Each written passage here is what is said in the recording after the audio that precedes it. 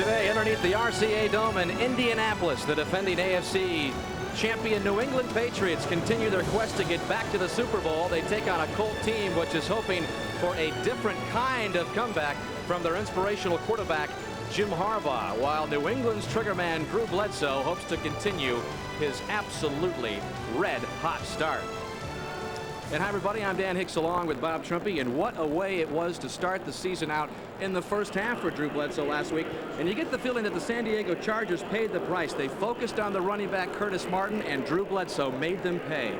I guess sometime during the week it sounded like a good idea. Stop the run, make them throw to beat us, and Drew Bledsoe did. 4 touchdowns in the first half to 4 different receivers, 19 of 24.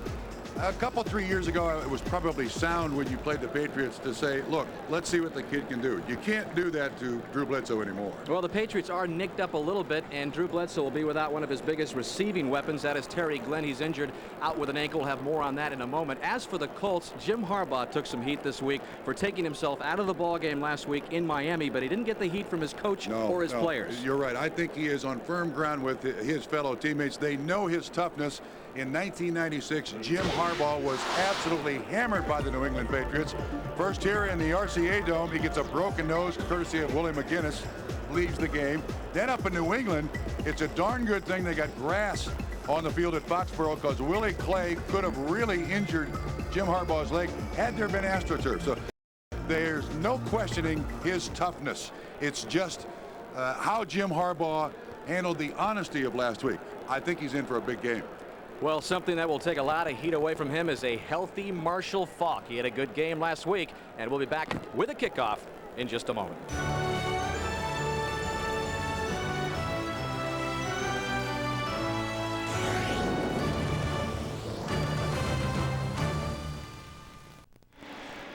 Welcome back to Indianapolis as we get set for the kickoff. The Patriots 41-7 winners last week against San Diego, and they've had great success here in the RCA Dome. No opponent has had better success here against the Colts than New England. The Patriots have won the toss, and they elect to receive, and Pete Carroll, who had probably as good a coaching debut as you could have asked for last week against San Diego, looks for win number 2 here in Indianapolis.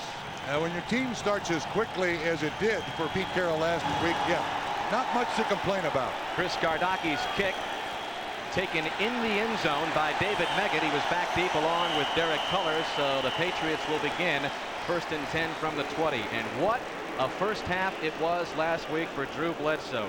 26 of 39, 340 yards for the game, 270 of those yards coming in the first half. The big change for him is in the wide receiving corps. Troy Brown gets his very first NFL start. He starts for the injured Terry Glenn, who did not make the trip. And the usual weapons, as always, Curtis Martin in the backfield, along with a big tight end, Ben Coates. Up front, a change at center. Dave Wohleball did not make the trip. Mike Giesler is the center for New England. Shouldn't be a problem, though. He has had plenty of snaps with Drew Bledsoe, and in fact, this is his 6th start for Drew up front. Right to the air again, and they go to Ben Coates, who's close to a first down near the 30-yard line.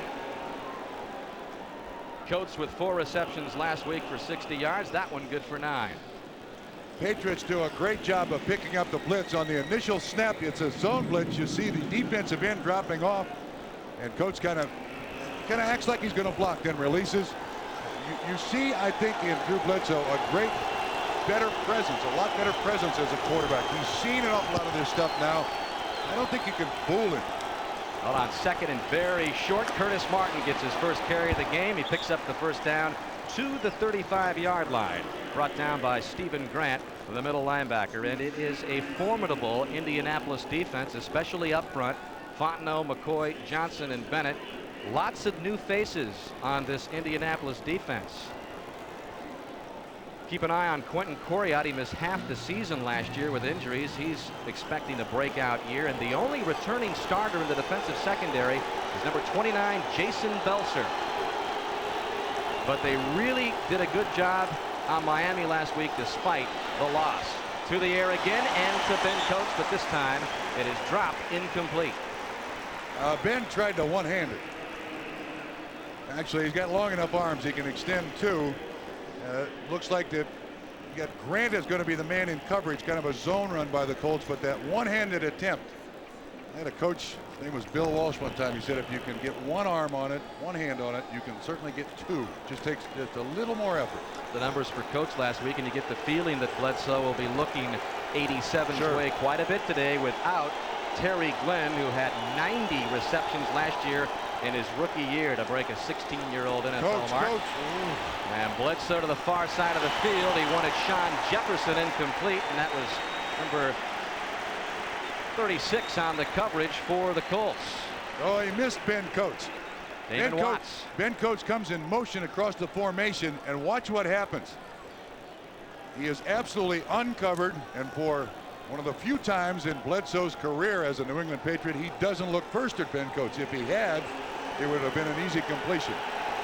So the first third down conversion attempt for New England. They were red hot last week against San Diego. They were 7 of 13 and face now with 3rd and 10.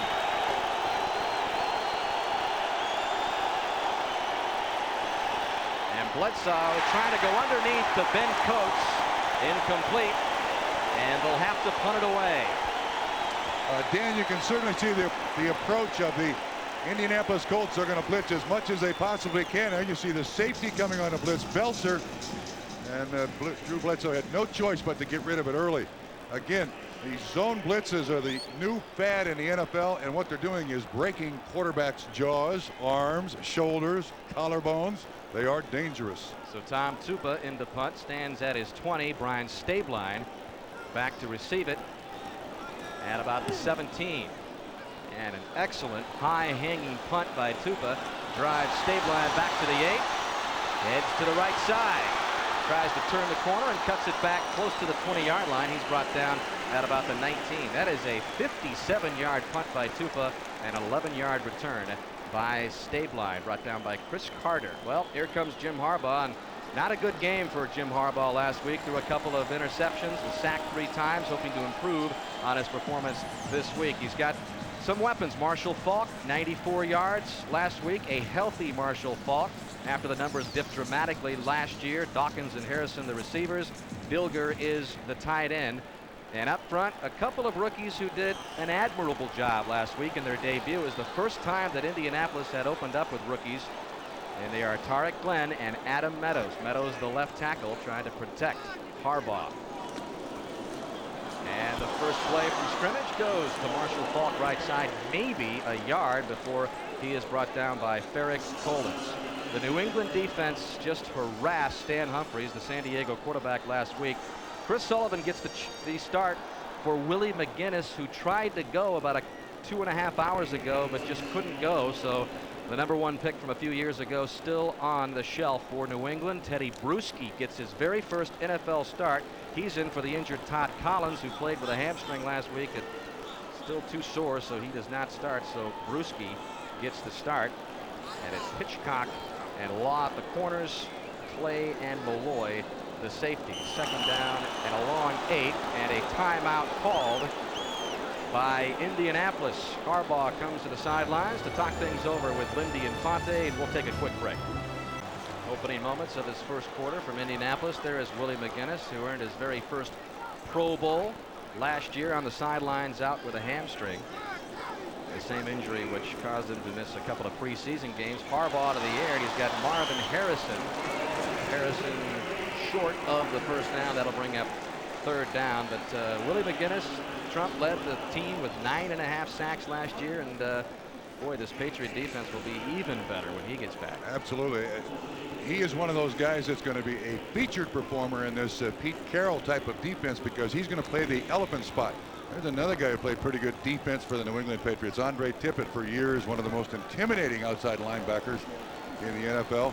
And Andre looks like, lose 20 pounds, he might still be able to play. 3rd down and 3 for the Colts. Ball just across the 25-yard line. Their opening series. And Harbaugh hands off the ball.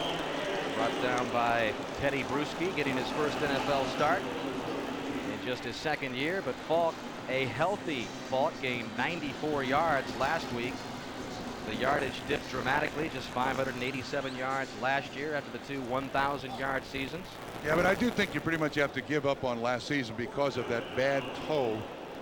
he really couldn't practice at all, and that made it worse for Marshall Faulk throughout the season. He was never in shape, never really healthy. Well, there's a look at David Meggett, who is 18 yards away from a pretty big milestone. He's 18 yards away from breaking Billy White Shoes Johnson's record for punt return yardage. Whoa. This is a punt by Gardocki that just about hits the roof. Meggett stands in there and fumbles the ball. A flag has come down now at the 16-yard line. Yeah, that's interference on the defender, but I think he was blocked into Dave Meggett. The officiating crew headed by Mike Carey is going to discuss it, but it did appear to me that the man coming down there was blocked into Dave Meggett. And Meggett came forward about 3 or 4 yards to try to make the clean catch.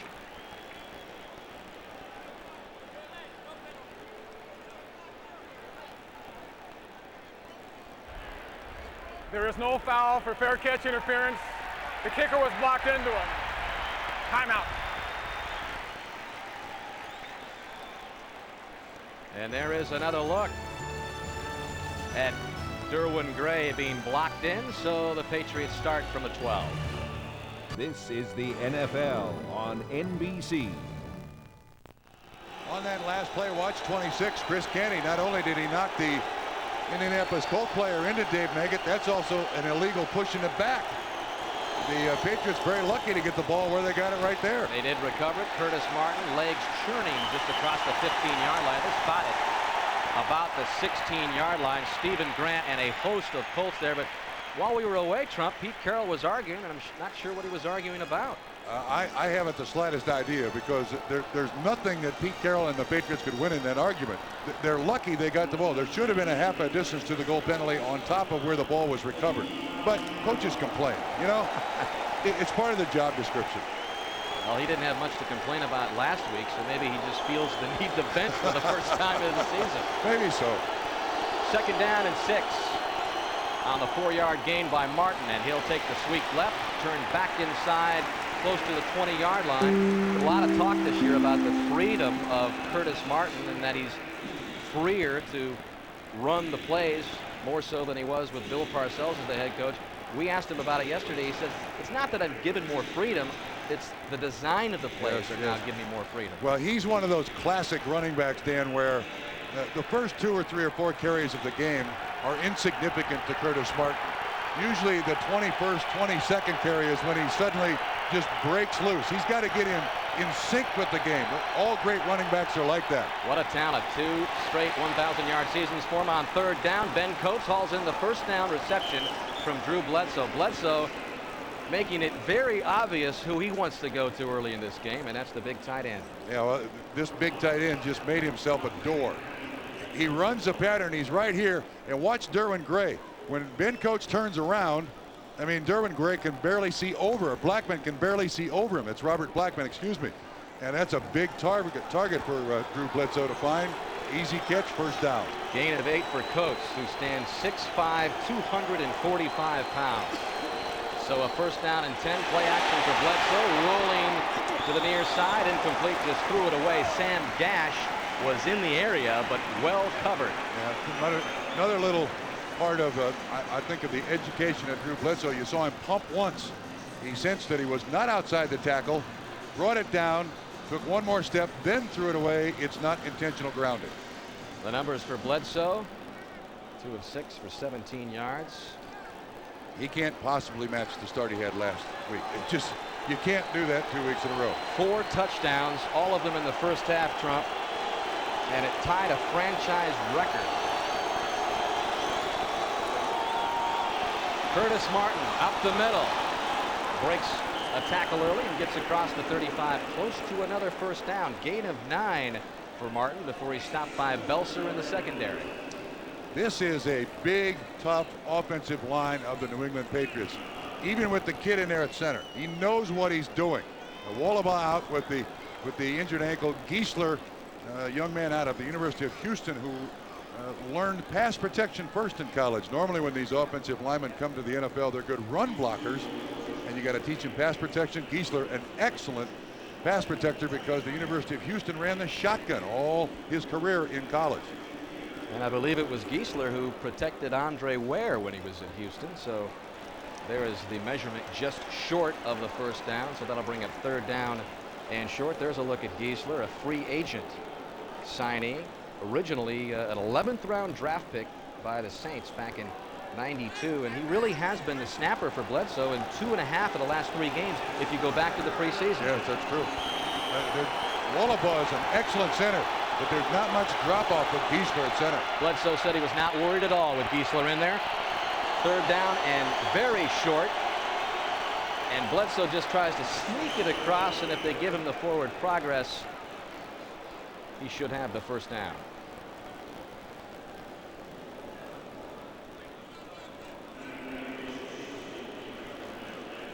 And they may come on to measure again. Nope, he does get the first down.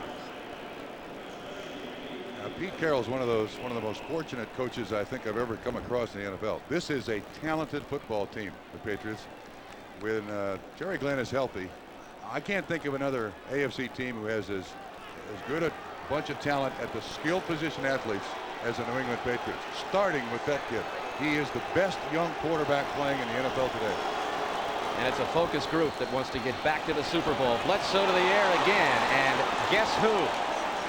Ben Coates for another first down into Colt territory, and they're going to spot this at the 41-yard line. So it's been the Bledsoe to Coates show.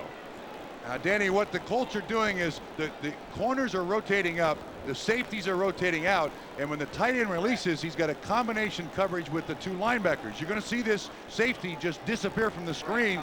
It's read perfectly by Drew Bledsoe, and Ben Coates right down the middle for an easy completion. That's just taking advantage of the defense. All 3 of Bledsoe's passes have gone to Coates, and he's already racked up 38 yards. Curtis Martin on the ground, and greeted by a swarm of Colts at the 40, including Ellis Johnson up front. Well, the receptions by year for Ben Coates, of course, that NFL tight end record of 96 back in '94 when Bledsoe put it up almost 700 times. Yeah, I think 1996, you saw his numbers go down, but that was the addition of Terry Glenn. I mean, it just more weapons. Sure, the focus went away from the tight end. But there was a time when Ben Coates was basically Drew Bledsoe's security blanket. When in doubt, throw it to Ben. Bledsoe, plenty of time, just surveys the field, dumps it out underneath, and that is Troy Brown, who is making again his very first NFL start, makes his first catch of the ball game, brought down by the former Seahawk Robert Blackman, and that'll bring up 3rd down and about 2. And that's another thing I like about Drew Bledsoe. Brown is the alternate receiver, another play action fake, but he's very patient. There's good protection for him.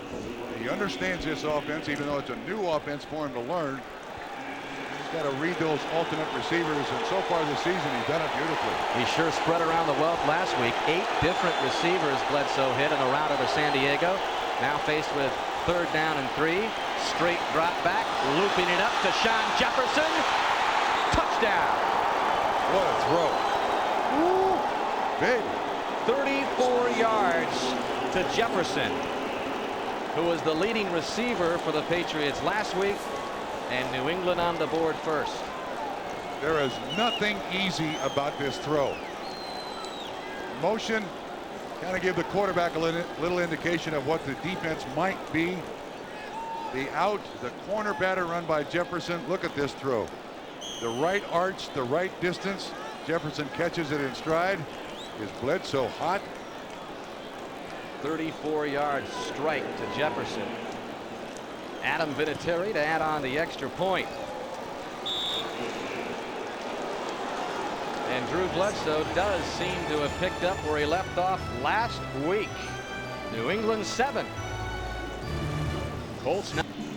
Drew Bledsoe, 5 touchdown passes on the season. They've come within 4.5 quarters now. He was 4 of 5 on that drive. 10 plays, 87 yards, took up 5.5 minutes. You don't think he's trying to make a point to anybody, do you? That I can play in this game no matter who the coach is? Adam Vinatieri kicks it off. Aaron Bailey comes up to the 3-yard line for the Colts. And Bailey turns in a 19-yard return up to the 23-yard line, brought down by Chris Carter. Another look at this beautifully thrown ball by Bledsoe. And here's the motion by Brisby. Here is Jefferson. It's man-to-man coverage in the corner. Actually, the cornerback for the Indianapolis Colts is not that far off. Dedrick Mathis is right underneath Sean Jefferson, but this is just expertly thrown by Drew Bledsoe. I mean, there's nothing that Mathis could have done except maybe tackle him. There's a look at the former Charger, played in San Diego for 5 years, Jefferson, and now Indianapolis, which did not get its offense in the end zone last week, goes to work, and Harbaugh right on the mark to Marvin Harrison, but a flag is down along the line of scrimmage. Harrison brought down by Ty Law, the cornerback. And again, we'll hear from Mike Carey. Offsides on the defense, number 53. Penalty is declined. First down. Well, the penalty on Chris Slade, who's pleading his case with Carey as we speak. Slade may have just lined up in the neutral zone. No contact, no movement there, but sometimes those tackles sit a little deep. And generally, the linebacker gets a sense of how far he should be away in a normal instance from the tackle, and he may have just lined up in the neutral zone. Chris Slade, number 2 pick a few years ago from Virginia. Didn't think he did a great job in the opener last week, although Pete Carroll said he didn't get a lot of sacks, but he made guys turn inside to the rest of the team. Harbaugh going long down the sideline, looking for Sean Dawkins, just overthrown. And Ty Law again on the coverage of Dawkins. Well, the Colts fans are booing here. And they saw contact between the two players. Frankly, I think there was more contact by Dawkins than there was by the defensive back. They were pushing and shoving all the way down the sideline. Just over the outstretched arms. But you pay your $50. You come indoors. You can do anything you no want. problem. Second down and 10 for the Colts from the 35. Their second offensive series of this game. They trail at 7-0, and Harbaugh to the air again. Kenny Dilger, the tight end, not much yardage there. And Trump, we're not seeing Dilger as much a part of the Colt offense as we've seen in the past. Well, it's not on Dilger. Lindy Infante loves to use 4 and 5 guys released into the pattern, but they need him for pass protection. So he is still one of the real good tight ends you'll find in the league, but his numbers, not a lot of receptions, but they need him for other things. They don't want to get Harbaugh killed. Tight ends are expendable. Quarterbacks are not. He stays in and blocks or comes to the sideline. Dilger, second-round pick a couple of years ago out of Illinois. Third down and 8. 4 wide receivers for Harbaugh, and wide open on the far side, and quickly into New England territory is number 86, Brian Stabline. Gain of 18 for Brian Stabline. Lindy Infante's offense does an awful lot of things with motion and personnel. They try to spread the defense out here. Stabline just gets lost. Law is out there to assist on the tackle, but when Stabline went in motion, no one picked him up. And at times, that's all you're asking for as an offensive coordinator. Last week, the numbers for Stabline, big gain there. Whoops. And Marshall Faulk caught in the backfield, gets away, just gets back to the line of scrimmage. That is Jimmy Hitchcock, second-year player out of North Carolina, who finally spun Faulk down. Watch how many Patriots are across the line of scrimmage. I count 3. I mean, he should have been down for a 5-yard loss, ends up losing nothing. That's talent. There is Hitchcock. Faulk, you talked about it last week in the opener against Miami, finally healthy, and really didn't feel entirely healthy until the first week of training camp. Dislocated toe last year that was just continually aggravated as he played on it. Here's Dilger hauling in the reception and should have another Colt first down inside the 35. Hitchcock ran the big tight end out of bounds, but not before he moves the chains again for Indy. Just a little drag pattern run by the tight end. Again, he kind of gets lost out there. The cornerback back is covering the wide receiver on the slant inside, and at 245 pounds, yeah, put a shoulder down, pick up the first down. Gain of 11 for Dilliger. He caught just one last week. He's already has two, and Pete Carroll has a tremendous amount of respect for Lindy Infante. More on that after this play, as the Colts all of a sudden have been mixing it up. Pitch to Falk, left side. Flag on the play as Falk heads into the 28-yard line.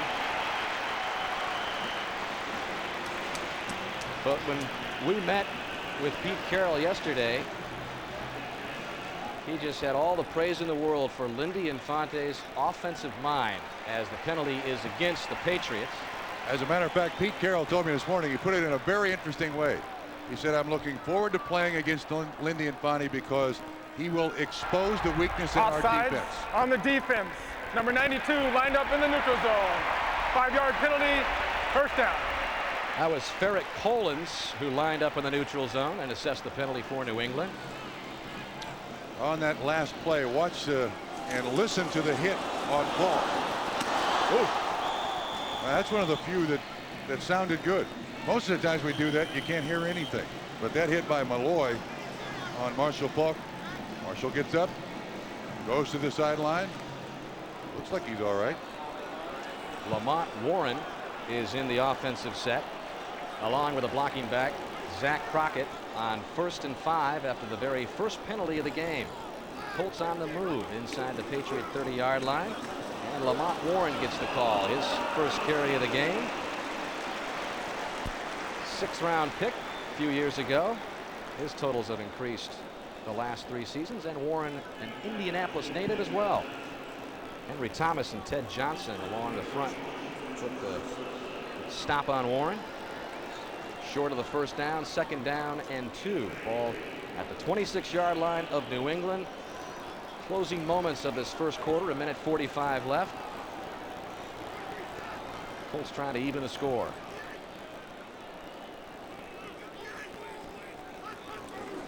And a pitch to Warren again. Diving for the first down. It'll be just a matter of where they spot it. They're spotting it at the 25. He needed to get inside of the 25, so it appears he is short of the first down. Jimmy Hitchcock came in for the stop. Again, the Colts choice here, 2 tight ends, 2 running backs. Pollard is 81. He's blocking on Slade on the outside. Crockett tries to make a block, and then finally Warren puts his shoulder on. That's a fine tackle by Hitchcock. Get him off his feet. Jimmy Hitchcock with a nice stop. Marshall Falk back in the offensive backfield on 3rd and very short for Indianapolis, trying to keep this drive alive for a possible touchdown.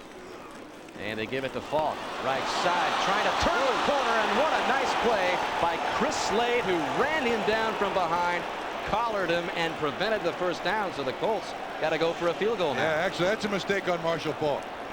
3rd and short. You're not looking to bust a big play. You're looking to get a yard. When he breaks outside, maybe there was a time in his life where he had enough speed to get around the corner, but that is a critical error by Marshall Falk, and he knows it.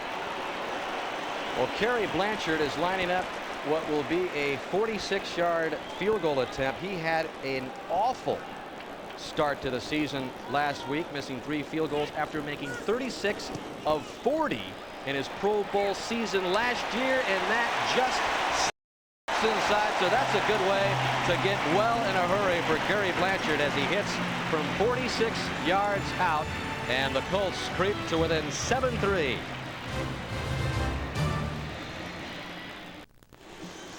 Well, there's the Colts field goal specialist, Kerry Blanchard, who we mentioned had the incredible year last year, but last week missed from 42, 45, missed a 58-yard field goal, and relief also from the special teams coach, Hank Kuhlman. Not been a fun week for Blanchard, who's tried to deflect questions of, well, was last year a fluke? But indeed, he comes back with a nice 45-yard effort. This is David Meggett, and Meggett fails to get it out to the 20-yard line, brought down by Damon Watts, and that is an end to the first quarter, where New England has the 7-3 lead here in Indianapolis. NFL.com. Flags come in as the Patriots start out from just close to the 20-yard line. And it appears Max Lane picks up the penalty. Ball start on the offense. Number 68, 5 yards. First down. Lane moving from right tackle to left guard this year for New England. Boy, that football is only about a foot and a half away from him. I don't know what Mac's excuse is. It's the Brown thing. Got Tagliabue on the side. Got laces, you know. Just pay attention to it. When it moves, you move. Drew Bledsoe gave all of his offensive linemen round-trip tickets to anywhere they wanted to go in the world. I think Max has already used his to go to Australia. He has. Maybe he still is in Australia. He needs to get back and focus here. 1st and 15 after the penalty, and Bledsoe fading way back, tried to dump it out to Curtis Martin, incomplete, and a late flag has been thrown at the 23.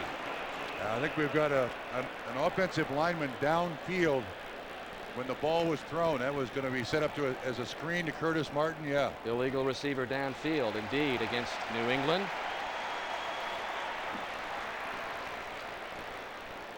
Martin is going to get a screen. He fakes up in here, and you're going to see 71 just get across the line of scrimmage. The timing of the screen is the most important part of it.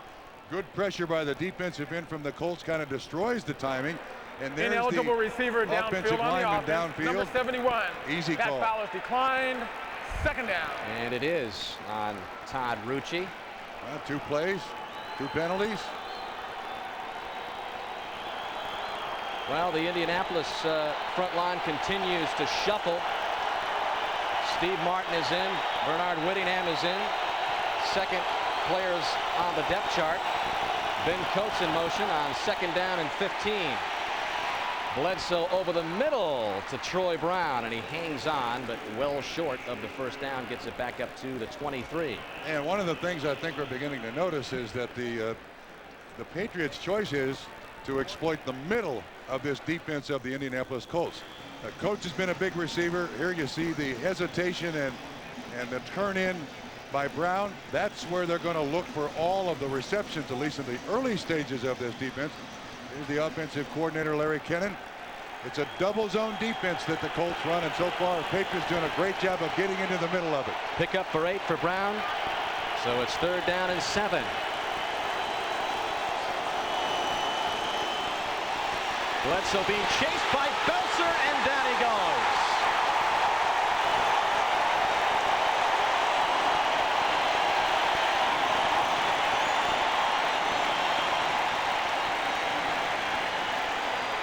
Now that's the other part of the Colts defense, the zone blitzes. You see Belzer gets right inside Bruce Armstrong, the all-pro tackle, and I'm not sure about this hit. Sammy Burroughs, 53. He may hear from Gene Washington. And Gene Washington of the NFL has been a very busy man in handing out fines. 6 illegal hits on quarterbacks in the opener last week. Loss of 7 on the sack. Tom Tupa stands back at his own goal line. A chance for the Colts to get some excellent field position. The play clock had just about run out, and a flag has been thrown as Stabline drifts back to the 32, and they stop play, and that should be a delay of game. Delay of game against the offense. There is no foul for illegal motion. Delay came before the foul. And now Tupa will be in his own end zone. Frankly, not a particularly good start to any quarter I've ever seen. Well, after New England got off to such a sharp start, culminating with that beautiful pass by Bledsoe to Sean Jefferson to take the 7-0 lead. This offensive series has been dismal. So now Stabline up at the 45-yard line, and the Colts should start in New England territory on this series. But Tupa hits another beautiful one, drives Stabline back to the 31. Another flag comes in. Stabline reverses his field. And he's knocked out of bounds at the Patriot 46. That was a 57-yard punt by Tupa, but again, a flag is down. We have a flag and a hat. The back judge threw his flag and his hat.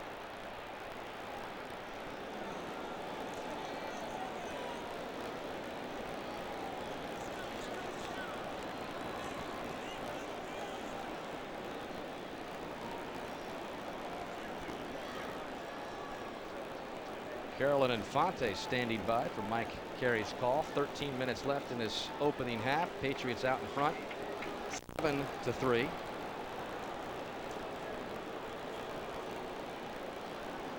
And the indication against the Colts, and the indication against New England.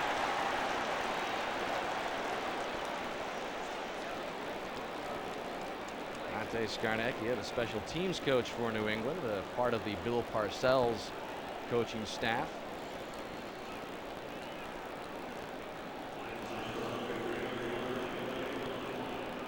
And they've taken their time to sort this one out. What they have to decide is which is enforced and from where. So when you've got double fouls, they can get a little complicated then. Here we go. There were fouls by both teams on the play. Holding number 40 of the receiving team and face pass number 83 of the kicking team. Those fouls offset. The receiving team keeps the ball. First down. That wasn't complicated at all. There is McElroy who gets the penalty for the Colts. And it was Dietrich Gels who picked up the penalty for New England. Well, Pete Carroll still wants some explanations. We'll be right back. Dan Hicks, Bob Trumpy back in Indianapolis. The Colts start out with excellent field position at the Patriot 48-yard line. Trailing 7-3 with 13 minutes left in the opening half. Harbaugh on the move, looking for Dilger, the tight end, and it's incomplete. Even though Dilger caught it, they say he was out of bounds. Instant pressure on Jim Harbaugh by Willie Clay. And you see Dilger running with the quarterback.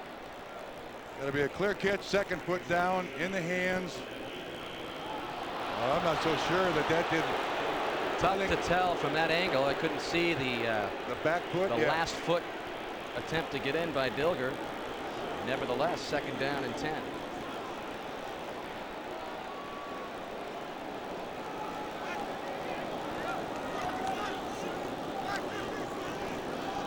Marshall Faulk in motion.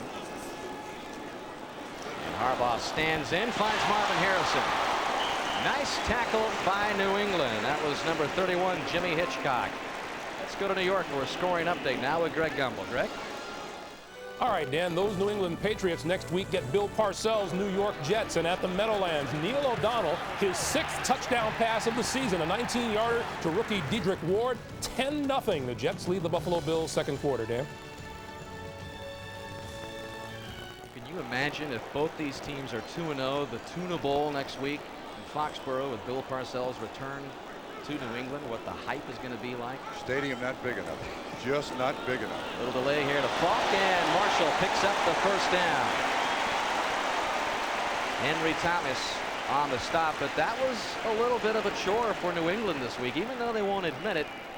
Tough not to look ahead to a game like that. Yeah, focusing on this opponent, yes, because they lost last week to Miami, and the Patriots have had good success against the Indianapolis Colts. Yeah, it's in the back of everyone's mind. Yeah, but they do play these games every weekend, not every other weekend. First down and 10 for the Colts. Now at the Patriot 36. Colts offense has been mixing up the plays nicely, keeping the Patriots off balance, especially late in the first quarter and here in the early part of the second. Faulk trying to find a hole, nothing on the right side, reverses his field and gets tagged for a huge loss. That was Ted Johnson bringing Faulk down for a huge loss. Dan, I think what you're seeing in Marshall Faulk, he's trying to make big plays. He's a gifted runner, but he's making some poor choices here. Now, one, the blocking up front was not particularly good. Did alter his path.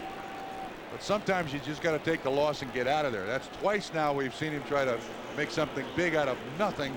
Good defense by the Patriots, and lost yardage again for Marshall Faulk. That was the rookie Tarek Glenn, who didn't exactly contain his man. Marshall Faulk, 6 carries, -5 yards. Second down and 20 as the Colts begin to back up. So does Harbaugh, running for his life and just throwing it away. And they were on him a minute, weren't they? Bruschi, and also Chris Slade was back there. Well, Pete Carroll says Teddy Bruschi, who's getting his very first NFL start, has been the best surprise of this New England team this year.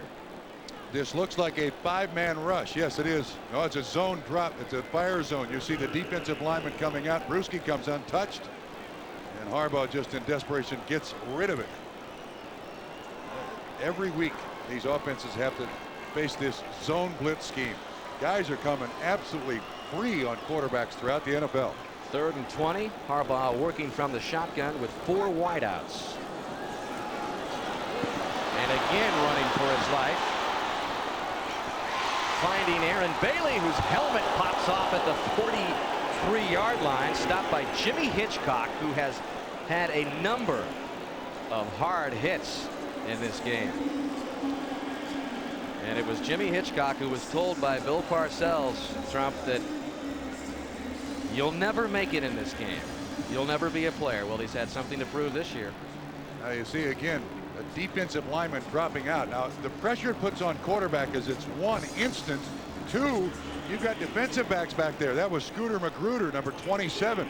And it's a lot more difficult for a quarterback to scramble away from a defensive back than it is from a defensive lineman. So once again, here is David Meggett looking for a milestone. Again, 18 yards is all he needs to surpass Billy White Shoes Johnson. Nice hanging punt by Gardocki, and a nice special teams play by the Colts. They're going to pin New England down at the 2. Danny, last week against Miami, Colts did it twice inside the 3-yard line down to punt. So Meggett's milestone has been put on hold. 40-yard punt by Gardocki. On that last punt return, you watch Meggett. As the ball hits, Derwin Gray appears to step on the goal line, Meggett points, but when Gray reestablishes himself in the field of play, it's legal. Very poor field position for Bledsoe. The Patriots starting from their 2, incomplete to Sam Gash. And after backing up miserably in their last series, New England trying to reestablish the spark they had last week. Yeah, well, even in the first quarter, the Patriots have done nothing here in the second quarter. They start the second quarter with the 4 penalties out of 6 plays. And Larry Kennon has about 10% of his offense to draw from here inside his own 4-yard line. And all of that field ahead of Bledsoe, who has time, buys some more time, and nearly threw an interception. He was looking for Lovett Purnell, the former Seahawk Carlton Gray, in the vicinity. Bledsoe does a nice job here of just stepping up into the pocket. Decent protection. I don't understand the play action fake. Curtis Martin helps a little bit, but watch him step up, give himself a little room. He just kind of slings it for the sideline. Again, the pressure comes when you got a running back trying to block an outside linebacker or a defensive end. It generally doesn't work. Actually, Patriots very fortunate there. Well, the Colts have called a timeout. When we come back, the Patriots will be backed up on the 2 with a 3rd and 10. Well, what a difference a week can make. The incredible first half numbers for Bledsoe last week. He's cooled off a bit today in this opening half. Faced with a 3rd and 10 from his own 2-yard line. Here comes the pressure. Bledsoe gets rid of it and does to Vincent Brisby. And Brisby out of bounds just across the 11-yard line. I think it's just short of the first down, but Bledsoe did a heck of a job getting rid of that with the pressure. Standing in there again, the Colts come with several different people, not just their normal rush, trying to put as much pressure on Bledsoe as possible. He backs right to the end line there, gets it off. Very accurate throw, just backing straight up. That shows the strength of Drew Bledsoe's arm. Brisby was just less than a yard short of the first down, so that brings up 4th down, and Tupa punting in his own end zone. And Stabline back at the 40-yard line, so the Colts with a chance for more good field possession, and another good punt by Tupa. Stabline at the 36-yard line just streaks up the sidelines, and he's upended by number 29, Derek Cullors. So Indianapolis will start off in Patriot territory. And we'll remind you that next Sunday we have more exciting NFL action beginning at 12 noon Eastern Time with the NFL on NBC Studio Show. And then most of you will see Dan Marino and the Dolphins take on Brett Favre and the defending Super Bowl champion Packers. Others will see the Ravens meet the Giants, or these Colts take on the Seattle Seahawks. Check your local listings for the game in your area. It's more More great NFL action on NBC next Sunday beginning at 12 noon Eastern Time.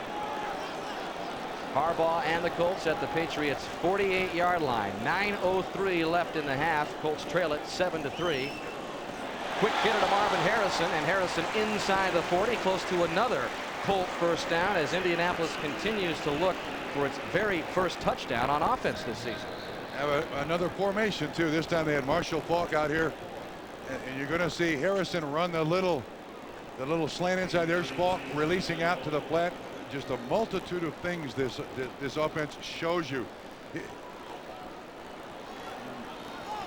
Harbaugh just waiting for Harrison to open up. Actually, he could have run further. He kind of looked for the turf there. So second down and a long one. And Marshall Faulk this time heads up the middle and picks up the first down. Mark Wheeler brought him down. And it is Harbaugh spreading it around a bit. Harrison with 4. Dilger, Stabline, Bailey. 9 receivers last week and 4 already today. Yeah, and there are times in some situations where depending on the formation and the personnel in the game, when the ball is snapped, there is no primary receiver. So all 5 guys in the pattern have to run very hard because they could become the primary receiver depending on the defense. On first down, Faulk with a call again, and he's got more first down yardage, spinning his way to the 25-yard line before he's brought down by Chris Slade. And that is the kind of slashing and dashing running that earned Marshall Faulk a couple of Pro Bowls early in his career. Good job by the offensive line. Nice full block by Tariq Glenn, the right guard, and Leuenberg, 58. Just the little full block gives each blocker a little angle on the guy he's supposed to block. Perfect timing. Faulk right up behind him. Still has that great acceleration. Gain of 13 for Faulk.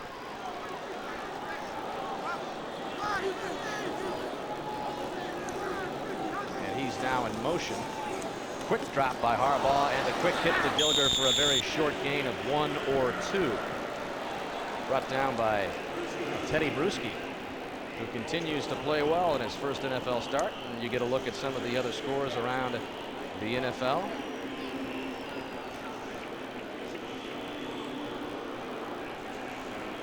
Denver and Seattle later on today as Warren Moon gets the start. He's got to be 50 for Seattle. If he's not, he's close. He throws it like he's 20, but he's got to be 50. He is 40. He's been around forever. Second down and 9. And again, Faulk gets the call. Dives into the middle of that Patriot defense. Ferrick Pollins on the stop, and Dilger a little shaken up on the sidelines. They seem to be working on his left knee. You hate to see doctors go over there and start wiggling that knee around. That's always bad news. And his left knee hit the turf. Maybe a bruise, something like that. Not really sure. You don't know. You hate to speculate, but you don't like doctors testing the strength of the knee on the sideline. Well, if there's any good news, it is a brand new field here in Indianapolis. Brand new turf. It's very soft. Harbaugh on the money to Stabline, but that'll bring up 4th down. Scooter Magruder on the coverage for New England. And here comes Kerry Blanchard. And the Colt fans are booing a little bit, but I don't think they noticed the blitz. It's not like Harbaugh has a chance. Let's see, who should I throw it to? With a lot of people in his face, he took the first friendly jersey and helmet he saw. And you saw Harbaugh make a couple of disturbing decisions last week in the loss. I mean, he threw a couple of interceptions that were just not Harbaugh-like. Absolutely. The second one was just a lollipop. It was a tight end screen, and he just threw it up. I mean, I'm not even sure he saw the receiver, and that's not like Jim Harbaugh at all. He's normally very, very protective of the football. So Kerry Blanchard, after hitting on a 45-yard field goal in the first quarter for the Colts' only points, is on the field again to attempt another one. And we have a timeout on the field with 5.5 minutes left in this opening half as the Colts try to get within 1. Gary Blanchard lining up what would be a 33-yard attempt. He has his snapper back this week. Bradford Banta, number 83, not able to snap to Gardocki, the holder, last week. Blanchard did not blame that on his poor performance last week, but he has come back strong in week 2 after going 1 for 4 last week. The Pro Bowl kicker is 2 of 2, and it brings the Colts to within a 7-6 margin with 5:11 left. Next Saturday at 4 o'clock Eastern Time, it's the U.S. Gymnastics Championships on NBC. Last year's men's champion Blaine Wilson looks to defend his title against America's finest gymnasts.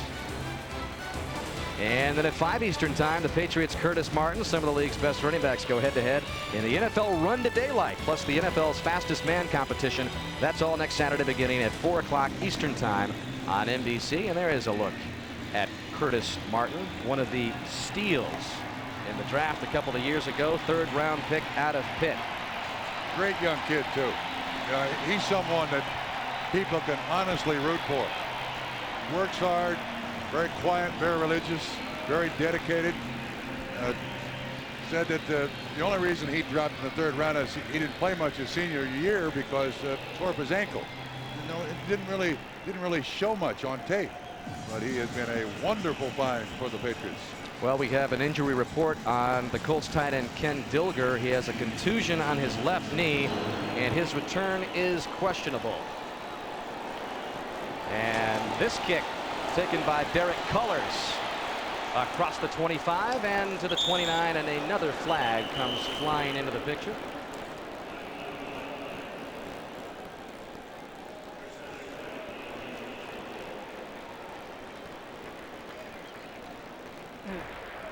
Holding on the offense, number 54, during the return. 10 yards. First down. And that is on Teddy Bruschi. So again, Patriots are going to start this 2nd quarter with very poor field position. Bruschi not happy with himself. You're asking a lot of a kid who before this week was just doing special teams, playing a little bit, but now he starts, plays a lot of snaps, and is also on special teams. You can take the easy way out on the special teams. Sometimes you get caught. So New England again begins way back at the 14. 1st and 10. Martin, and he's dropped for a loss. Tony McCoy, a part of that Colt front 4, Bob, that we talked about, that is pretty much unheralded, but is big time in this league. These guys are tough. Here is the nose tackle right here. He goes right across the face of the center. I got the wrong guy. It was Ellis Johnson I was pointing to, but Tony McCoy inside the left guard. Short, stocky build, powerful. Yeah, I like this front 7 of the Colts. 2nd and 11. Play action for Bledsoe, going deep to Sean Jefferson, and another beautifully thrown ball. Jefferson finally dragged down at the Colt 23. What a throw by Bledsoe.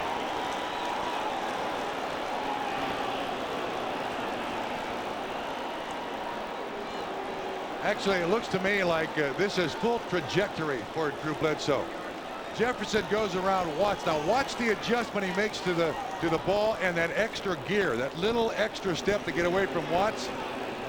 We're going to give a tip of the cap to the receiver there. And it also appeared, though, that Drew knew he could come inside a little bit with that ball. He was closely covered. I mean, that was beautiful. 64 yards. That ball was up in the lights. That thing was up there forever. No question about Drew Bledsoe's arm strength. Never has been. You can see he just rocks back on that back foot and throws it as far as he can. That was a jugs gun pass. You know, just dial it up all the way, let him run under it.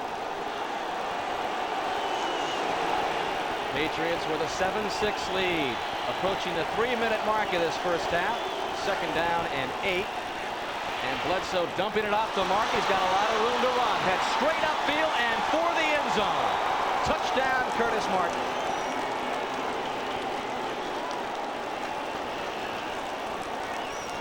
.21 yards on that touchdown strike. Bledsoe's 2nd touchdown pass of the game, his 6th. on the season, and the New England offense all of a sudden got well in a hurry. Watch what happens here. You're going to see Martin Fontenot comes in and he's going to put pressure, and Martin acts like he's going to block, releases short, and Bledsoe sees him right over the top for the easy completion. This is beautifully executed. There he turns around immediately. Drew sees him, recognizes it. No coverage there. A foot race to the end zone.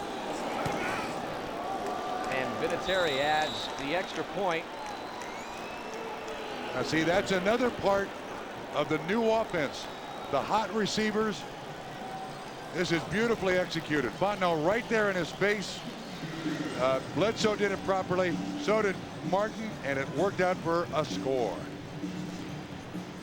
4 plays, 86 yards, 2 minutes and 10 seconds is all it took. Last week it was quite a performance by Drew Bledsoe. 4 touchdown passes in the first half against San Diego. The Chargers were shocked, and they came to 4 different receivers. That one to Coates. That one to Terry Glenn, who injured an ankle but came back in to catch it, and Sam Gash also hauled one in.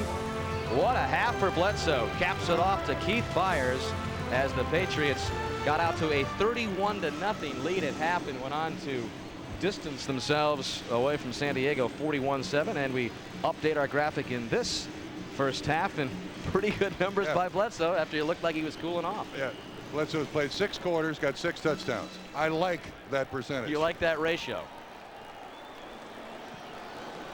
And Carl Smith watching the new quarterback coach from upstairs. This is Aaron Bailey taking the Vinatieri kick. Nice move. Gets across the 25-yard line. And has some words for Chris Canty, the rookie out of Kansas State, who will not shy away from one-on-one contact. Absolutely not. Rookies have to pay their dues. Special teams, and rookies hit a guy, especially a veteran.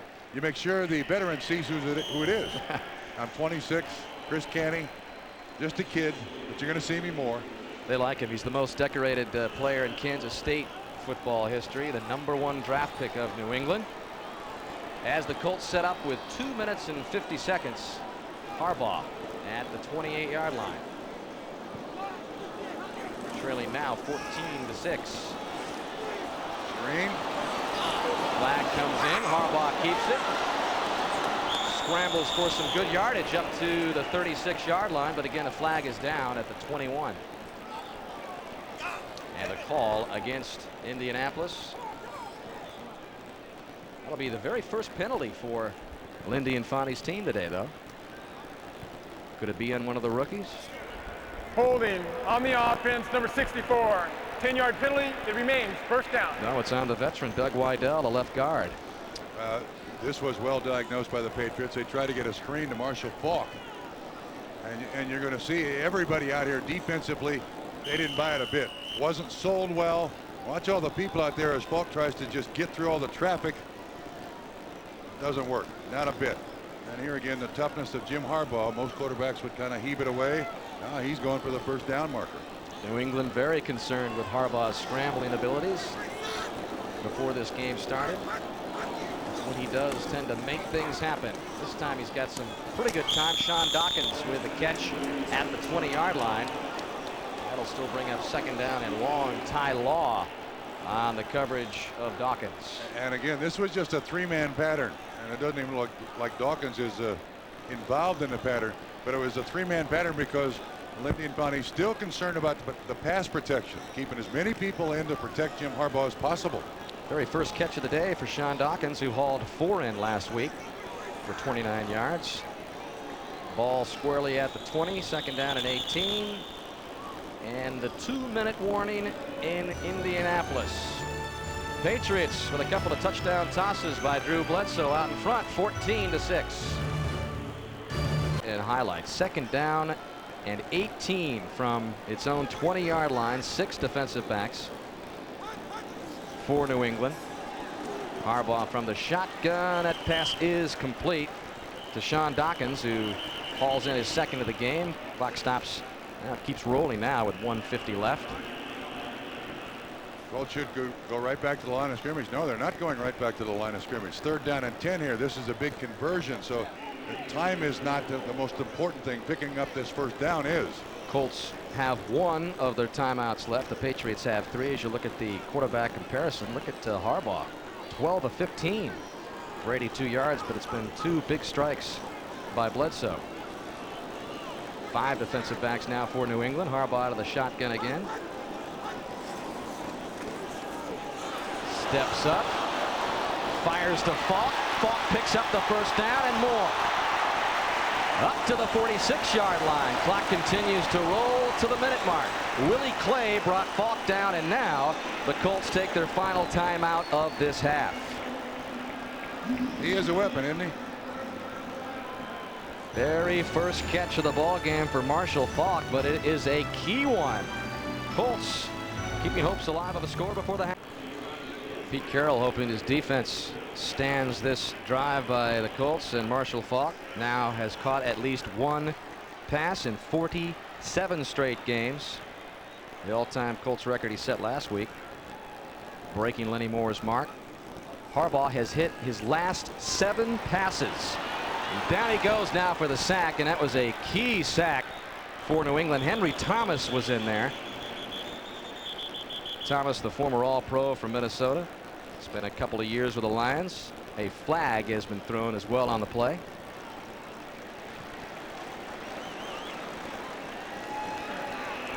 Twelve men on the field on the defense.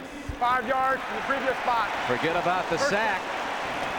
Well, now you can understand why Harbaugh couldn't find anybody open. There's 12 that guys. explains it. You can't do that. You can't do that. That's illegal. Let's see. 1, 2, 3, 4, 5, 6, 7, 8, 9, 10, 11, 12. Pretty easy to figure out. George Halas used to try that. He never got away with it either. Ball at the 49-yard line now of New England. 57 seconds left. The Colts out of timeouts, trailing 14-6. Trying to move the ball at least within Kerry Blanchard's range for a possible field goal. Harbaugh fires on the mark. Aaron Bailey. And he's got another first down. Clock continues to roll. Harbaugh hustles his troops up.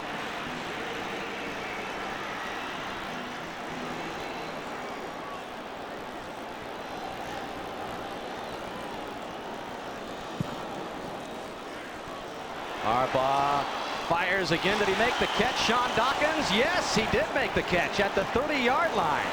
26 seconds and counting left.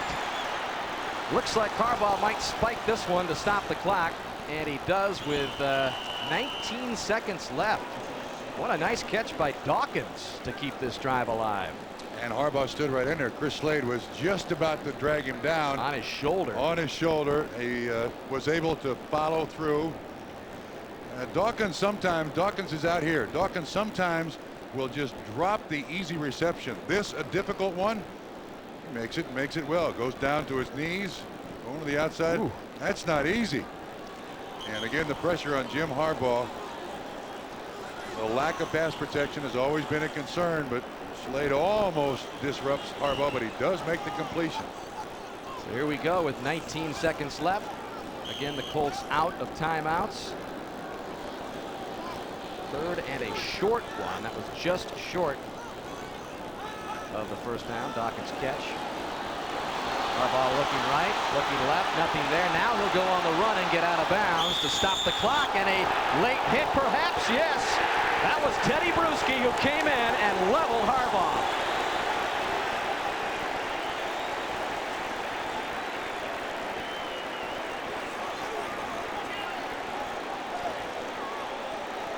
Here's the end of the play. First foot out of bounds. Actually, Bruschi kind of pulled his head away. I don't know about that. Yeah, it was the momentum of both players that really made it look a little more violent than it was. Bruschi was in the air. Personal foul, unnecessary roughness on the defense, number 54. 15 yards, half the distance to the goal. First down. Huge penalty against Pete Carroll's team. Bruschi flagged for the 15-yard penalty. And Danny, what that does is that 15-yard penalty now with 12 seconds left, it gives the Colts one more shot at the end zone. 12 seconds left. I'm not sure about that penalty. There wasn't much contact there, but it did look pretty violent. Now there's Kerry Blanchard on the sidelines waiting for perhaps a field goal attempt chance before the first half expires. 1st and 10 from the Patriot 12 now for Harbaugh. Nobody open. And Harbaugh throwing to the end zone, and another flag comes in. Ty Law came in front of Marvin Harrison.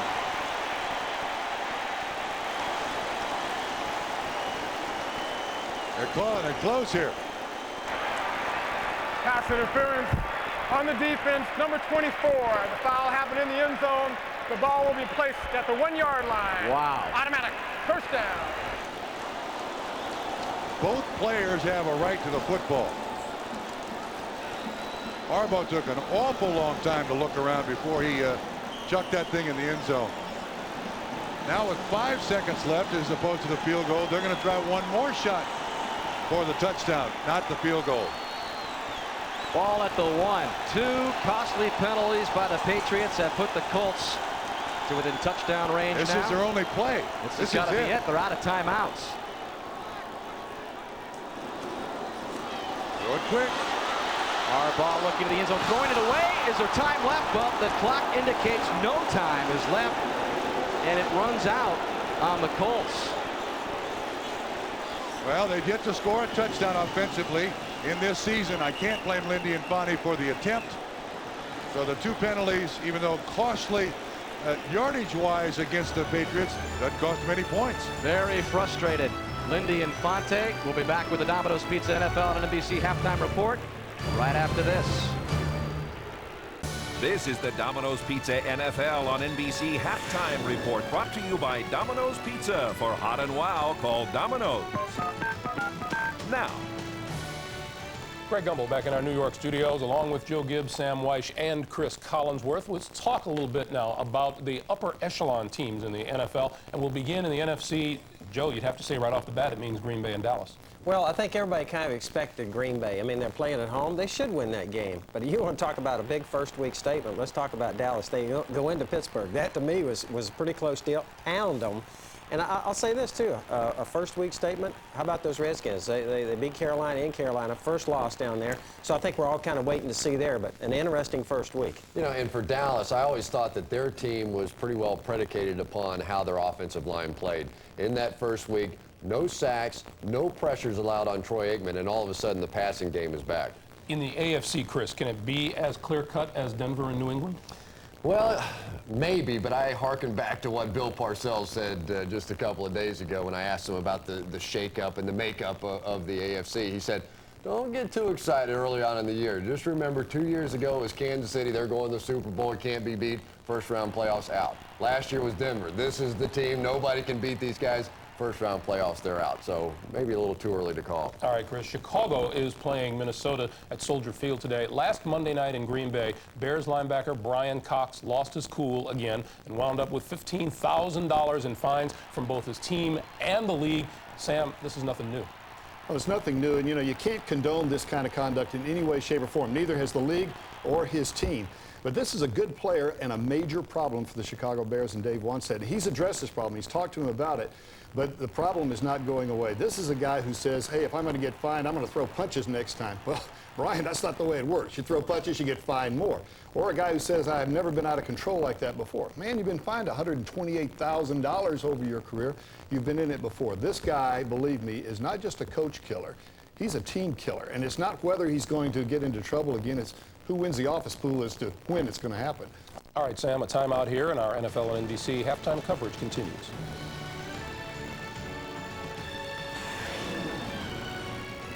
This is the Domino's Pizza NFL on NBC halftime report, brought to you by Domino's Pizza. For hot and wow, call Domino's.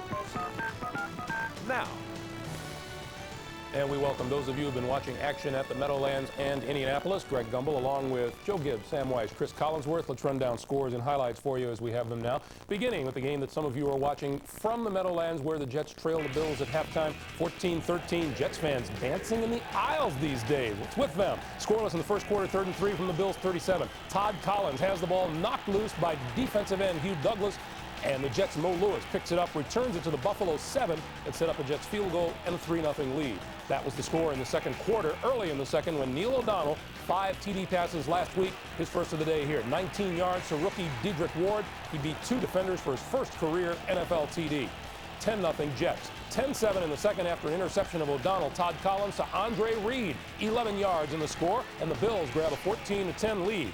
And Neil O'Donnell sacked 5 times in the first half by an aggressive Bills defense. Jim Jeffcoat gets him here. O'Donnell wasn't sacked at all 1 week ago. The Jets trailed by 1 at halftime. Pretty good Buffalo defense on display today. Yeah, after a very poor performance last week, they've really bounced back. 3 early sacks seemed to set the tone here. But I thought the Jets caught a real break at the end of the half. Neil O'Donnell, with just 6 seconds to go in the half, tried to throw 1 extra pass going for the touchdown. It appeared that time had run out on the half and that the Jets would not even get a field goal out of it. However, the officials put 1 second back, and the Jets were able to kick the field goal to make it 14-13. All right, Chris, some of you are watching the game in Indianapolis where the Colts are trailing who is that? New England. That's who it is. Drew Bledsoe had 4 TD passes against the Chargers last week and picks up where he left off in the first quarter here. Sean Jefferson on the receiving end, a 34-yarder. Patriots up 7-0.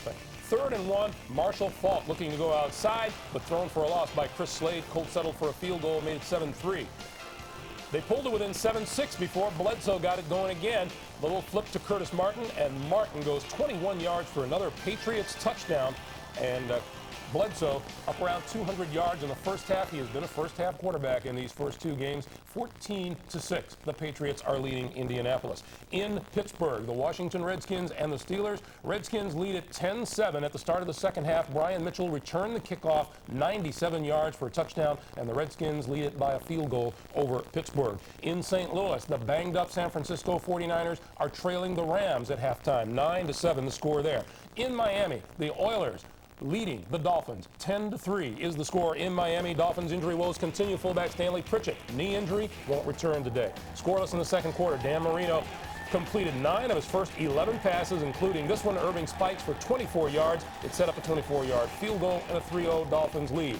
Eddie George, however, capped a 79-yard Tennessee drive with this 13-yard touchdown run. You look at Dan Marino's numbers for the first half, 149 yards. Maybe Jimmy Johnson did know what he was doing with that threat to bench him, Joe. Well, I think Dan's been solid in the first half, and not spectacular, but solid. And I think the problem's been, though, that they're not rushing the football. I know Jimmy Johnson's not happy with that. Less than 40 yards rushing. On the other side, you got the Oilers.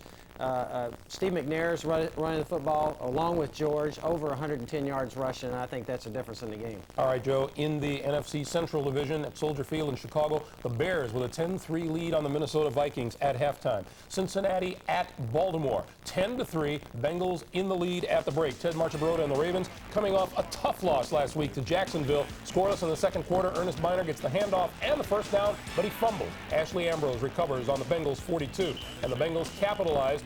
Jeff Blake, right up the middle, stops shy of the line of scrimmage, hits Carl Pickens for an 8-yard touchdown, and the Bengals took a 7-0 lead. They now lead it at halftime 10-3. In Detroit, boy, those Tampa Bay Bucks, they knocked off the 49ers last week. They are leading the Lions at halftime 17-3 today. Somebody's going to have to start taking the Bucks seriously besides Sam Weish. Well, certainly some of you who picked the Minnesota. Are you excited? It's a smirk. It's not a laugh. Just time around. But Warwick Dunn, very, very quick on AstroTurf, over 100 yards in the first half. Barry Sanders, just 6 carries for 11 yards. Trent Dilfer coming on. Defense is going to keep him in the game. And watch out, Eric Rhett, just unhappy on the sideline. All right, in New Orleans, Mike Ditka and the Saints looking for their first win of the season, but they trail the Chargers at halftime by a 10-6 score, and Carolina is at Atlanta, only a field goal on the board, and it belongs to the Falcons, 3-0 at halftime. We'll send you back to the games in the Meadowlands and in Indianapolis right after this word from your local station. Halftime in Indianapolis, where the New England Patriots have a 14-6 lead over the Indianapolis Colts. It is alumni weekend here for ex-Indianapolis Colts, and Eric Dickerson among those being honored for the weekend festivities here in Indianapolis. And Dan Hicks with Bob Trumpy. Trump, it looks like with Marshall Faulk only 10 yards rushing in the first half, they'd like to see Eric Dickerson put on the uniform again. Well, maybe on the field. Off the field, he was no fun. He was no fun in Indianapolis off the field. What about Drew Bledsoe? Impressive, but the Patriots also were hurt by penalties, but Drew did couple of strikes that were right on the money for the score. He is absolutely on fire as his season has begun. This is the first touchdown pass, beautifully thrown by Drew Bledsoe. Bledsoe, he puts the right arch in it, and Jefferson's able to run under it. That's good coverage. But it's just a great throw produces that touchdown. Then on the next touchdown, Curtis Martin does a great job. Looks like he's going to block. The defensive end, Fontenot, turns around quickly. He's the hot receiver. Bledsoe finds him, hits him, and then Martin just dances into the end zone, strides into the end zone, but those are his 2 scores, so he's gone 6 quarters, 6 TD passes. What's the big deal? Yep. Meanwhile, the Colt offense still has not found its way into the end zone. It was somewhat of an interesting end to the first half. The New England Patriots committing 3 costly penalties that enabled the Colts to get that 1st and goal on the 1-yard line, but they seemed frustrated. They weren't able to punch it in, and Lindy Infante had to go in down by 8. Yeah, I think if they had scored a touchdown offensively before that point into the first half, he probably would not have gone for it, taken the field goal. But because they have yet to get the ball in the end zone offensively, he's going to give it one more shot. And the net result was the clock runs out. He gets no points. Which brings us to the Coors Light halftime stats and the possession time in favor of the Indianapolis Colts. Other than that, it is a fairly evenly played game. Look at the passing yardage again for Bledsoe. A couple of long passes. This young man is gaining great confidence. I'm not sure a couple of years ago if the Patriots ran for 25 yards in the first half that they could be up by 8 points, but they can now with Drew Bledsoe. Again, a turnover-free first half. And this will be Aaron Bailey, who kneels down after the Adam Vinatieri kickoff for New England. So the Colts will start 1st and 10 from the 20. So it has been a clean game for Jim Harbaugh, who of course pulled himself out of the ball game in the latter stages in Miami last week. 2 interceptions last week for Harbaugh, but he seems to be playing it a little closer to the vest this week. Doesn't want to make the turnovers that proved costly last week. Yeah, well, I think that's generally the way Jim Harbaugh plays, and the game plan has been rather conservative, because New England can get to a quarterback, and they want to protect Jim Harbaugh as best they possibly can.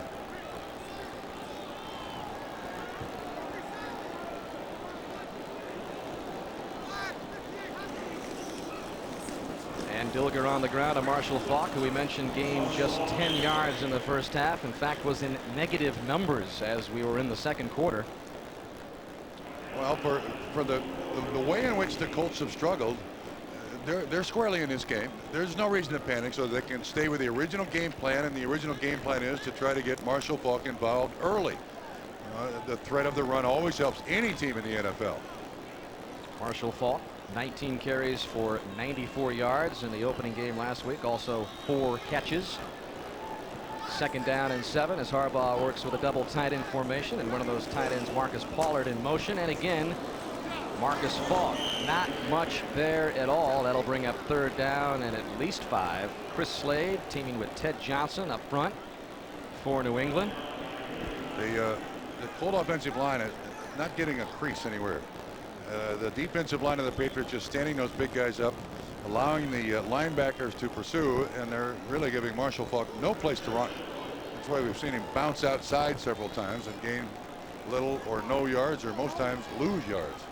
Again, just 15 yards now on 11 carries for Faulk. Brings up the obvious passing down, 3rd and 5.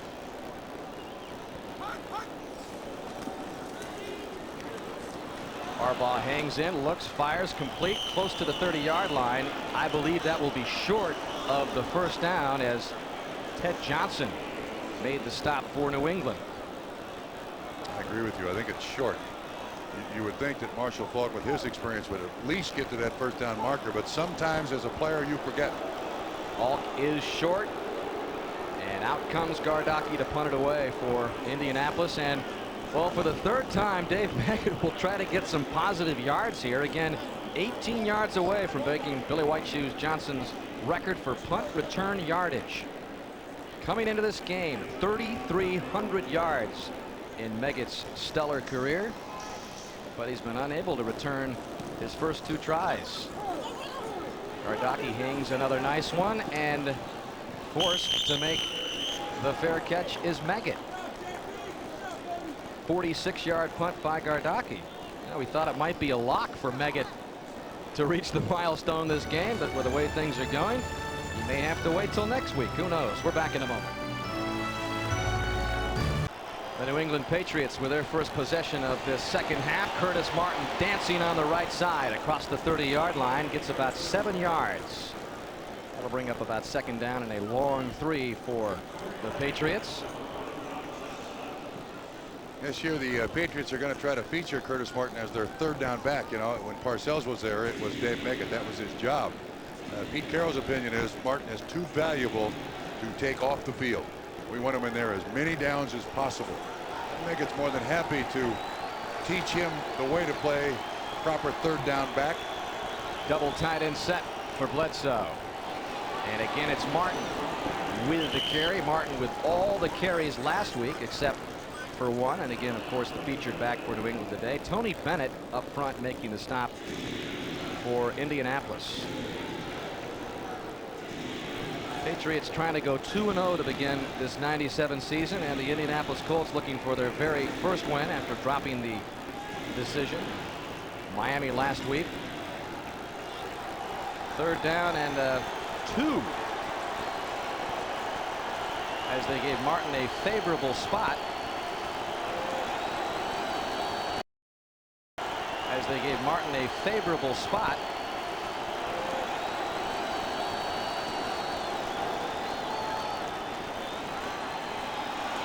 Bledsoe to the air near side. Is that picked off? Intended for Jefferson. It is not. But a nice try by Robert Blackman, number 25, the former Seattle Seahawk, who jumped in front of Jefferson. He makes the catch, but he's airborne when he makes it. I think his momentum just carries him out of bounds. That's a wonderful catch. 1 foot. Oh, he didn't have control of it. The second foot was down, but he did not have control of the football. There is the ball. You saw it frozen.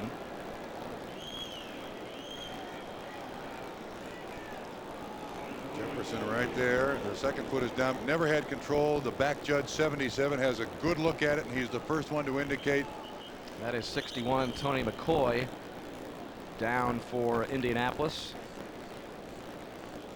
4th round pick out of Florida in his 6th year. We'll be right back.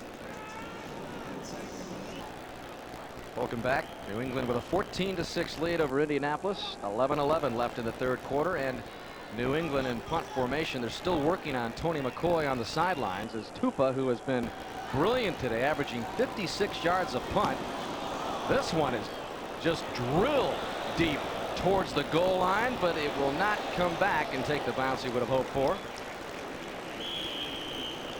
65-yard punt by Tupa. Have we seen some boots by Tupa and Gardocki today, or what? Later this month, Tiger Woods leads the American team as they try to reclaim the Ryder Cup for the Europeans on their home turf. It's the Ryder Cup beginning September 27th on NBC, and already the gamesmanship has started. The European captain, Seve Ballesteros. Well, a lot of people say you might have forced out Miguel Angel Martin, who was in 10th place on the European points list. But Olazabal and Nick Faldo have been added as the captain's picks. Martin has a lawsuit against the European Ryder Cup Committee. So the fireworks have already started as we look ahead to Valderrama later on this month. From the 20, the Colts, 1st and 10. And Falk with the carry. Followed very quickly at the 20-yard line by Therick Collins. As you take a look at some of the other scores, and obviously Patriot fans watching that Jet game closely. Jets now trailing 14-13. Ken Dilger, the tight end for Indianapolis, is back into the game. He was shaken up after a catch earlier in the first half. Had a contusion on his knee. Tight ends are tough guys. They can get back in there. Oh, Don't worry about that. Plug in the tight ends, and every opportunity you'll take a shot at the kicker. I'm still a member of the union. My goodness. 2nd down and 9 after the short game.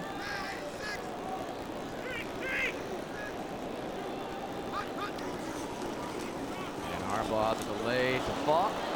Oh, that's done a great job on him. And he is locked up, and he's going to hear it from the fans who boo again. Well, they're booing Marshall Falk, but the defensive line of the Patriots doing an excellent job here. Marshall has no choices. They're, the defense of the up front guys of the New England Patriots just giving Marshall Faulk no choices, no room whatsoever to even get through the line of scrimmage. Saw the nice stop made by Chris Sullivan, who again is starting for Willie McGinnis, who does not play for the second straight game, out with the hamstring injury, and that forces a 3rd down and 8 situation. Harbaugh to the air. Sean Dawkins with a catch, and he picks up the 1st down. A flag flies in after the reception by Dawkins, who's having a nice game. He's made some difficult receptions this afternoon. Again, Mike Carey. Pass interference on the defense, number 31. Foul is declined. 1st down. Pass interference on Jimmy Hitchcock. A slant run by Dawkins. A nice catch again. Dawkins seems to make those tough catches with people hanging around him. Sometimes, though, Sean just out in the middle of nowhere. Gets nothing. Hitchcock tried to bump, and I think it was more than 5 yards down the field, and that's now a no-no in the NFL. Penalties beginning to stack up for New England. So far, they've not cost many points, though, which is rather remarkable. From the 36.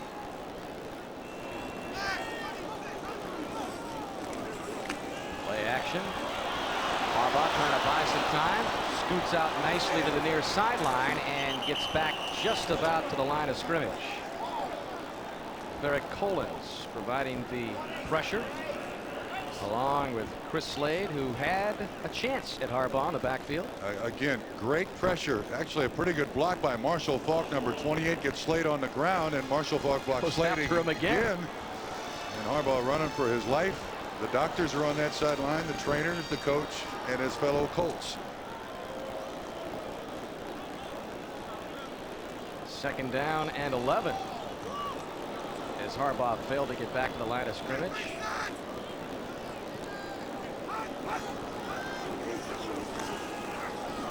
And a quick hit this time. The tight end Marcus Pollard makes the catch at the 40, and another flag comes in.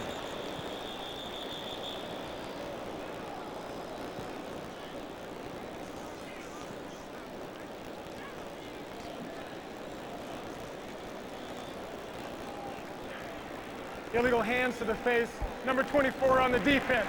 5 yards. Automatic. 1st down. Law with the infraction.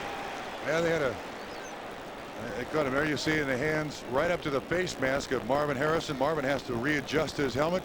Caught again. Those penalties keep piling up for the New England Patriots, or against the New England Patriots, I guess I should say. 8 there they are. For 61. Just 1 for the Colts.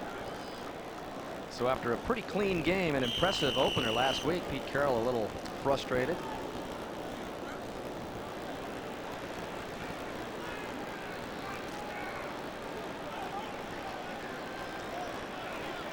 And Harbaugh fairly accurate today, 17 of 22.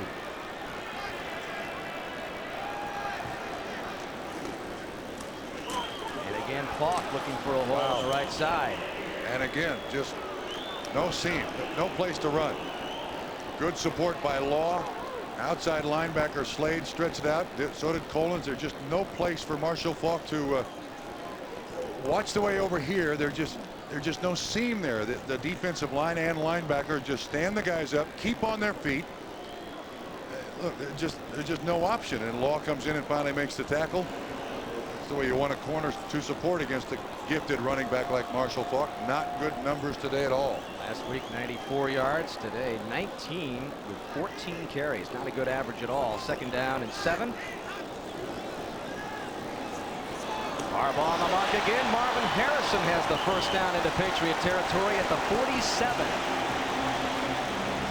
Danny, I'm guessing that's the 5th or 6th different slant pattern combination we've seen. That seems to be the only consistent thing that the Indianapolis Colts can do.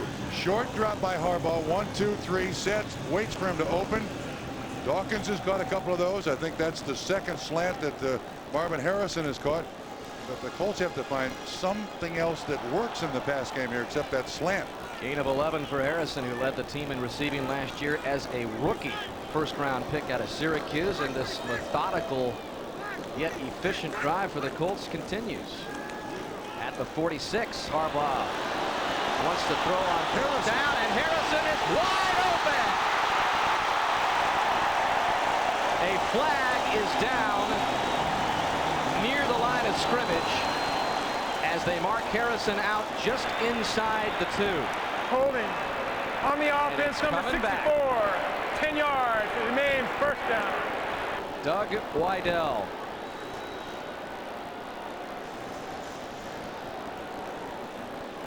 Has to shoulder that one. Isn't that the way it works? You know, you do your job all day long. You make one mistake. It happens to be on a touchdown reception. Weidel is right over here, the left guard. The Patriots come with a stunt. Sullivan on the inside. And there's where he grabbed him. Yeah, he grabbed the shirt to keep him from pursuing Jim Harbaugh. Easy call for the officials. Back it comes, 1st and 20. Now back at their own 44.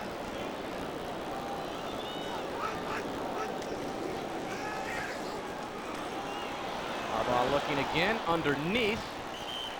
And that one's complete just about midfield to Scott Slutzker, 84, the tight end. And yet Harbaugh sprinkling around the passes to yet another receiver. But boy, does that take the air out of your offense. You finally get a big play down the field. Penalty happens. Now you got to go back to the little dink and dunk stuff. A lot has worked, but it's not worked for a lot of yards for Indianapolis so far today. And faced with yet another passing down, 2nd and 14.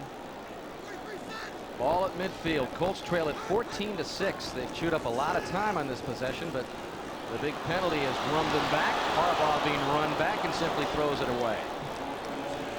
Pressured by 74, Chris Sullivan. A 4th round pick out of Boston College last year in his 2nd year. Sums up the day for Harbaugh. Sure right there, does. huh? Yeah, there they try to 5-step drop, and when he's ready to set up and look down the field, there's pressure on him all over the place. And there's a look at spreading the wealth around. Slutzker picking up his first on the bottom of that list. That includes now 7 receivers. Harrison leading the way with 5. And they took a huge one away from him just a moment ago. Lindy was deep into that game plan looking for something that works. You get the feeling that they're searching, don't you? Down goes Harbaugh. Chris Slade with his first sack of the season. And he got around the rookie tackle Adam Meadows. Well, long yardage situations. It's going to happen right up here. Long yardage situations, that certainly favors the defense. And when you've got a rookie offensive lineman, he doesn't set up deep enough. Meadows just almost a straight shot to Harbaugh. Grabs him by the nape of the neck and deposits him on this turf. Chris Slade, 2nd on the team, 7.5 sacks last year. Picks up his first, and Meggett again will try to approach that Billy White Shoes Johnson record, and he'll get a chance at the 10-yard line, up across the 20. So if they give him an 11-yard return there, he'll be 7 yards away from Billy White Shoes. We'll be right back. From that 13,000 yard mark. Believe me, he'll play a long time. He'll get close. 2nd down and short yardage now for New England. And they give to Curtis Martin. I believe he's short of the 1st down. It'll bring up 3rd down. Could be Hall of Fame time for you. Next year. Yes, next year is Hall of Fame time for me. Best of luck. Let me ask you a question. Isn't it amazing when you go back to these alumni things? We've got Stephen Grant hurt on the field. When you go to these alumni things, how much older your ex-teammates look than you? No, you know what's amazing is how your stats get bigger or smaller when you come back here. Oh, I had 5 touchdowns. Oh, you only had 1. You didn't have a touchdown. That's the amazing part. Well, that is Stephen Grant, the injured Colt, on the field, and we'll take a quick timeout. Return with Eric Dickerson right after this. 3:20 left in the 3rd. New England up by 8. Quick injury update. Tony McCoy back in the defensive front for Indianapolis. Stephen Grant still being attended to on the sidelines. Important 3rd down and short play now here for New England, trying to keep the drive alive. Oh, he's wide open. Bledsoe passes downfield. Wide open is Vincent Brisby, and he's out of bounds at the 20-yard line. They'll mark him out actually at the 24, but a big gain for Bledsoe and the Patriots. Danny, Drew Bledsoe was so shocked at how open Brisby was. He hesitated first. Wait a minute, there's got to be somebody covering him. Look, oh man, you can't get much farther open than that. It's like the corner. That's Blackman. No, that's Gray. Gray, yep. He rotated up too much. Brisby with that great speed gets by him, and another great throw by Drew Bledsoe just over the outstretched arms of the defender into the receiver's hands. 31-yard gain from Bledsoe to Brisby, and the Patriots in business. Bledsoe passing on first down underneath to Martin. Tries to get outside and gets out close to the 18 or 17-yard line.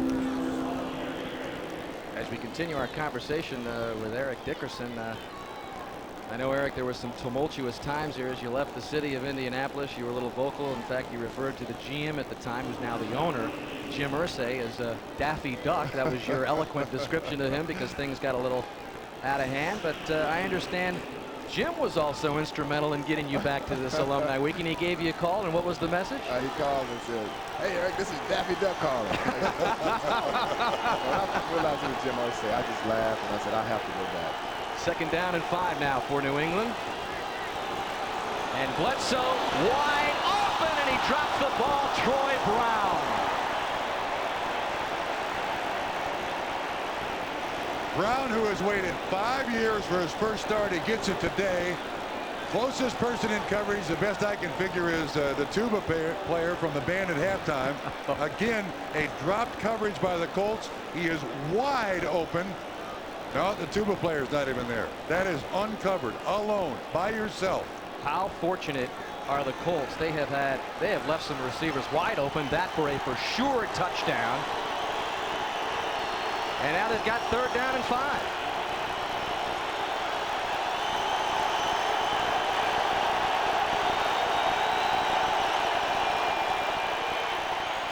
And Bledsoe's pass incomplete, almost picked off.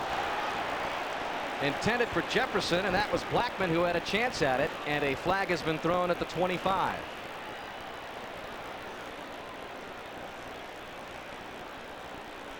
Personal foul, roughing the passer against the Colts.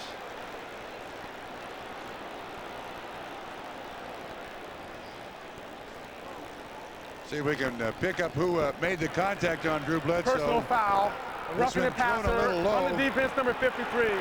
Half the distance to goal. First down. That is Sammy Burroughs.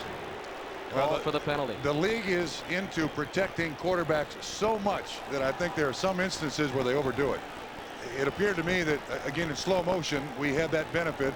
He even pulled up, but he was kind of aimed at Bledsoe's head, up around the helmet, and they're going to throw the flag on anybody that does that to one of these expensive quarterbacks now in the league. They go from what would have been a field goal situation to now 1st down and goal at the 9. Martin up the middle, gets inside the 5, down to the 4-yard line. Well, Eric, some final thoughts before you wrap up this weekend, alumni weekend? Well, I had a great time this weekend, and I'm not sorry that I came back. And if they had it again next year, I'll most definitely come back again next year. We wish you the best of luck on your golf game as well. Thank you. I need blessings on that. Okay, thank you, guys. All right, Eric. 2nd leading all-time rusher, Eric Dickerson. Now the Colts, 2nd down and goal from the 4, actually, for the Patriots. Martin stopped for a loss behind the line of scrimmage at the 6-yard line. And that was Robert Blackman coming up from his safety position to put the wraps. Well, that's taking a chance. Blitzing a safety, 2nd and goal. You can see Blackman knife right through the line of scrimmage with just nobody to block him. He squares up. Curtis Martin realizes there is absolutely no place to go. That is a gutty call by Jim Johnson, the defensive coordinator of the Indianapolis Colts. Robert Blackman, 7 years with the Seattle Seahawks. Now part of the revamped secondary here in Indianapolis. 3rd down and goal. Now the ball at the 6. 10th play of this drive. Touchdown, Brisby.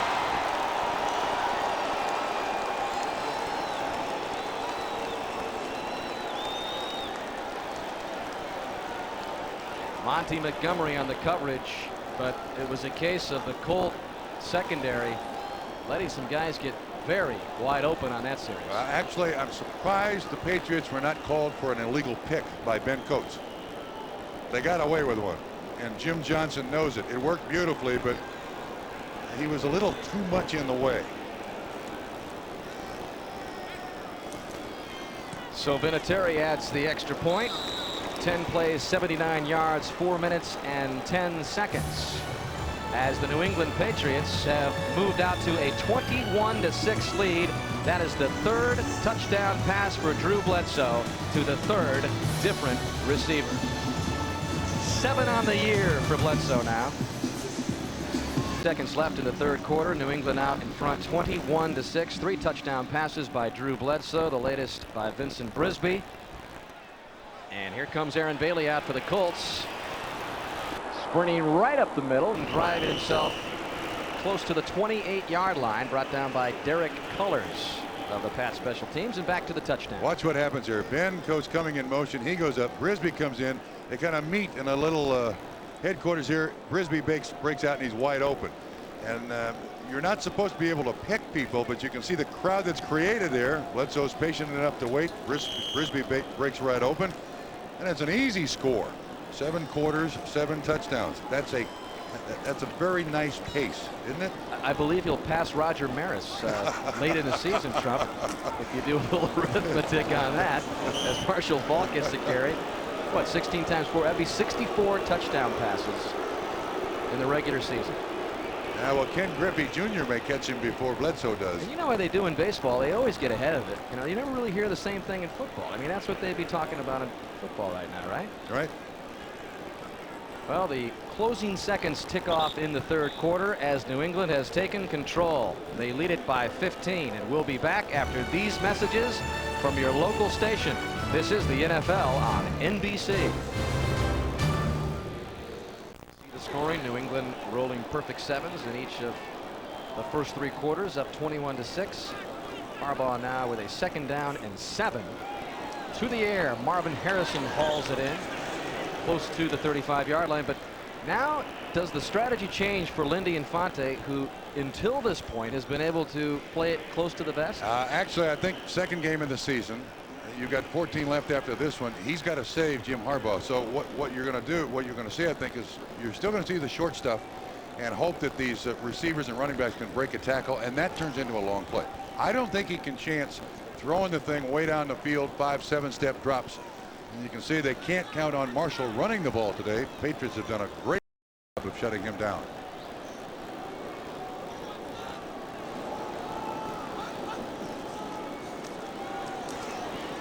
Well, Harbaugh was locked in on Falk, but he's well covered and now just throws it away. I mean, Harbaugh was looking at Falk the whole time through and is upset. He's upset at the protection. That's what he's upset of. Slade again pressured him enough just to get out of the pocket. You're going to see Slade is right down here again on the rookie Meadows. We hate to keep repeating this theme, but you can see that the pocket is collapsing around him. There are people down at his feet. He's flushed again, can't sit up and look around to anybody else, so he just again throws it away. Chris Slade right in Harbaugh's face, and now the Meggett count is down to 6 to become the NFL's all-time punt returning yardage leader. Gardocki has not made it easy on him. He lost another good one, and Meggett from the 16 will not get it. A flag has been thrown back up toward the other end of the field, though. And he lost yards on that return. 49-yard punt by Gardocki. It was a punt with some great hang time.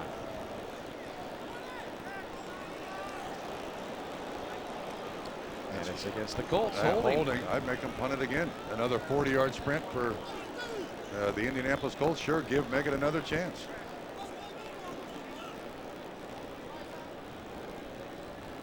Gives us an opportunity to talk a little bit about David Meggett after you hear the call by Carey. Holding on the kicking team, number 44. 10 yards, 4th down. What a player. Pro Bowl last year, Meggett. Durable. He's played in every game since entering the league in '89. This is his 129th straight game. The thing that amazes me about Dave Meggett, he's always enjoyed his role. Most kickoff and punt return guys want to work their way into the lineup. Meggett was more than happy to be a return guy. No complaints whatsoever, and worked his way into being a third down back for the Giants. He said he didn't know whether to laugh or cry when told about breaking Tim Brown's record last week of the most punt returns, 305. He said, does that mean I've been pretty good or I've just been around for a long time? Both. Gardocki puts his left foot into it again, hangs another beauty. Meggett at the 24. He's the all-time leading punt return man. Passing Billy White Shoes Johnson.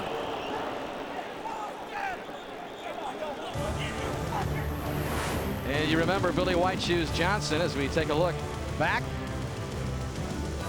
What a gifted player Billy White Shoes Johnson was. I mean, was this guy fun to watch or what? Yes, he was. 3,317 yards for Johnson, who also played for the Atlanta Falcons.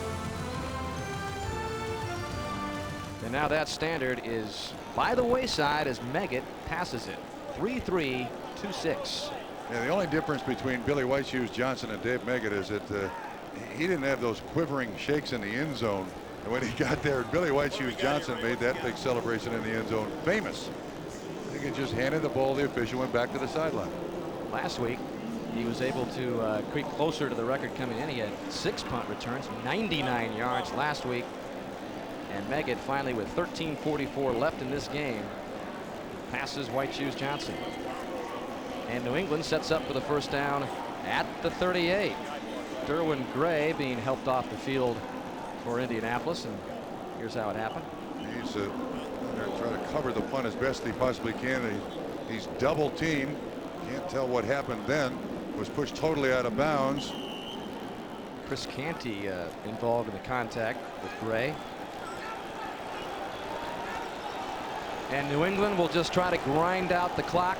Up 21-6, 13:44 left in the game. And they'll give it to Martin. And Martin stopped right at the line of scrimmage. But if you look at the time of possession in this game, the Colts, who were pretty impressive in that department last week against Miami, even in the losing cause, have had the ball 28 minutes 39 seconds to the Patriots 17 minutes and 37 seconds. Yeah, you know, it's hard to have the ball for 28 minutes and only produce 6 points. That is very difficult. Very difficult. I notice also the Patriots now have Sam Gash in the ball game. You mentioned just grind it out. He is the ultimate real grinder. blocking back. Yeah, blocking back for Curtis Martin. He was injured last December against the Jets. Played for the very first time last week. Is a very popular player, especially in the New England area. Bledsoe going to the sidelines for Brown, incomplete. That'll bring up third down. Damon Watts on the coverage. That's a pretty surprising call there, you know. And to see Bledsoe throw it out there, taking a chance that the ball might be picked up. But I do think Bledsoe has a lot more confidence in his team than he's had. Probably got it last year, more confidence that he didn't mind throwing the ball away. We'll come back for the 3rd and 10. I've got other people I can throw it to. It doesn't bother me that much. Numbers for Bledsoe as this 3rd down and 10 situation gets underway. 13 to 23, 238 yards and 3 touchdowns. To Martin in the flats, and Martin escapes 2 Colt defenders and gets it close to the first down mark, but is well short, and New England will punt it away. Steve Martin finally from the defensive line spot had to come out, stop Martin. Tough kid, outlet receiver. Bledsoe is looking all the way down the field when he can't find that primary receiver. Now watch the toughness of Martin. Right between 2 of them. Elijah Alexander with a nice tackle finally on Martin. Finally. Tom Tupa had his career best 65 yards on his last punt. State line just keeps backing up for the Colts. Calls for the fair catch when it was midway in the air that time. And Indianapolis will not have favorable field position. They'll begin at the 9 after the 44-yard punt by Tupa. New England in command. Dan Hicks with Bob Trumpy. New England with a 21-6 lead. They begin this drive from their own 10-yard line. Harbaugh to the air right away. Lamont Warren, not much, if anything, was gained on that play. Ty Law teaming up with Lawyer Malloy on the coverage. Danny, what you're seeing now is New England has sensed that the Colts are not going to take a chance with the deep drops and the deep patterns. So you see the cornerbacks almost squatting at about 5 or 6 yards, waiting for anything in front of them and there to make the tackle. So I do believe that the Colts have to attempt something deep just to loosen up some of the coverage, or they're not going to get anything here. It's just going to be dink and dunk, and they're going to run out of time. Harbaugh has been very accurate percentage-wise. Not a lot of yards there. 2nd down and 7. And there is Tarek Glenn, who came up out of his stance. And it's been an interesting relationship with the rookie, with Tony Mandrich. We'll talk about that in just a moment. Ball start on the offense, number 78. 5 yards, 2nd down.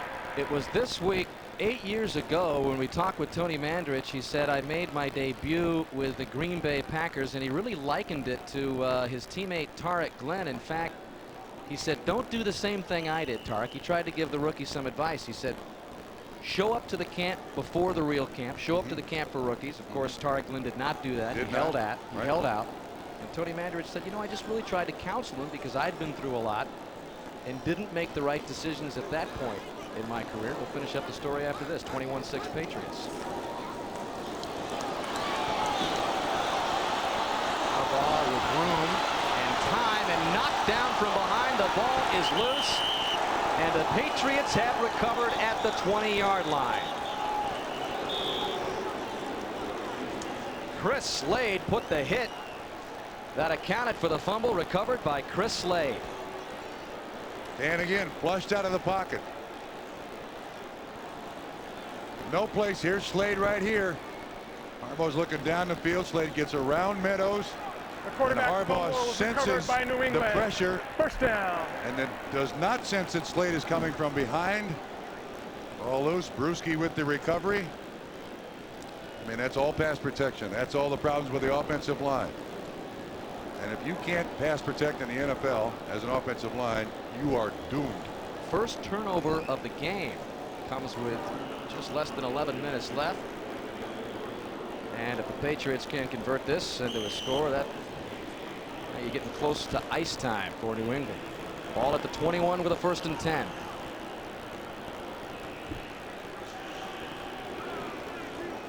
It is Gash in front of Martin in the backfield. Play action fake to Martin over the middle. Bledsoe going for the end zone. Did he make the catch? Yes. Touchdown, Troy Brown.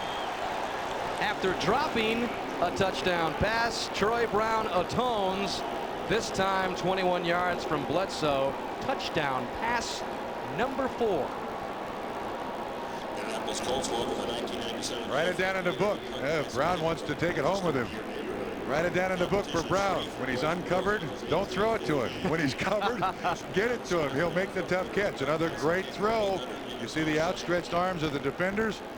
Just the right arc on it, down in the end zone. Brown comes up with it.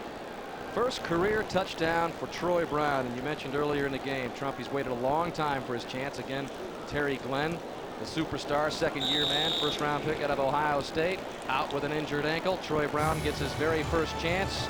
And after dropping the first, for sure, touchdown pass for Bledsoe, doesn't drop this one.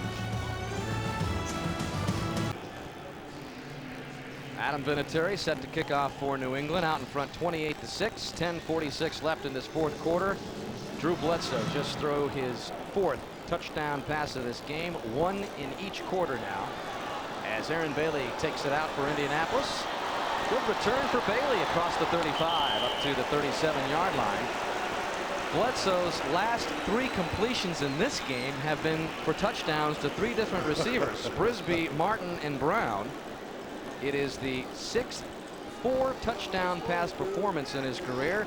And again, you got to take a look at last week. 4 touchdowns in the first half. He's sprinkled them around today. And again, you circle zip interceptions. I don't know if there's ever been a quarterback with a 200 rating in the NFL. I think Drew Bledsoe may qualify. Again, he adds 2 in the first 2 games of the season to his 4 of a kind list. Harbaugh, meanwhile, trying to make something happen on offense for the Colts. That one complete to Aaron Bailey. Good for the first down. But he was flushed again. Slade all over him again. And the Colts have no choice here but to try the hurry up. Ball at the 49-yard line. Again, in contrast to the Patriots, the Colts offense has not gotten into the end zone so far this season in what is approaching 8 quarters. Harbaugh swinging it out right side to Marvin Harrison. Fans want a late hit by Ty Law, but they won't get it. In fact, the only touchdown that the Colts have scored this season dates back to last week when Elijah Alexander ran back an interception for a touchdown. Just a little out pattern run by Harrison. And you're going to see Law come up late. That seems more of a flag than the previous one. But they don't protect receivers and running backs like they protect quarterbacks. You're right. A lot of discussion around the league this week after the 6 fines imposed by Gene Washington. In fact, a couple of Patriots players were hit with $7,500 fines. Down goes Harbaugh for the 3rd time this game. Scooter Magruder gets the sack for the Pats. And we'll remind you to follow the 97 NFL season online at NBCSports.com. Our own Randy Cross writes about the Steve Young situation and the issues surrounding Jimmy Johnson and Dan Marino. I understand, Trump, you're also a regular here on the NBC Sports Online. Yeah, everything in the world now is .com. Do you understand that? Angelfood.com. Plus, look at pictorial slideshow of Mike Ditka's career also. Yeah. That should be interesting.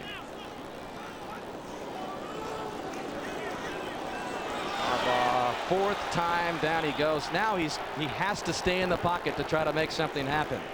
Well, we'll take a short timeout and head to our New York studios and Greg Gumbel. Dan, last week, Jets rookie kicker John Hall kicked a 55-yard field goal against the Seattle Seahawks. He teased this one up from 52 yards out, and it's good. With room to spare, the Jets grab a 22-21 lead on the Buffalo Bills. A lot of time to play in the 4th quarter, Dan. Okay, thank you, Greg. Our score here, Patriots, who will host the New York Jets next Sunday night in Foxborough. Gardocki, another solid punt for him as Meggett lets it roll over his head. 56-yard punt by Gardocki. I can't remember in a long time a display put on by 2 punters in the same game as Tupa and Gardocki have done. We'll be right back. A look at our Miller Lite game summary. Bledsoe 4 touchdown passes to 4 different receivers. Marshall Faulk never has really been able to get on track rushing, and Dave Meggett surpassing Billy White Shoes Johnson as the all-time punt return yardage leader. New England with a 28-6 lead, 8.5 minutes left. Curtis Martin up to the 24-yard line. The amazing thing is you got to look back a year. This is the 2nd game of the season, and to remind everyone, the Colts started 1996 4-0. And the Patriots started 1996 0-2. But the Colts' problems are profound. They can't protect their quarterback. They can't do anything in the NFL. There's no way around that problem. It's Bill Tobin, the general manager, and he's well aware of the situation that the Colts are now in.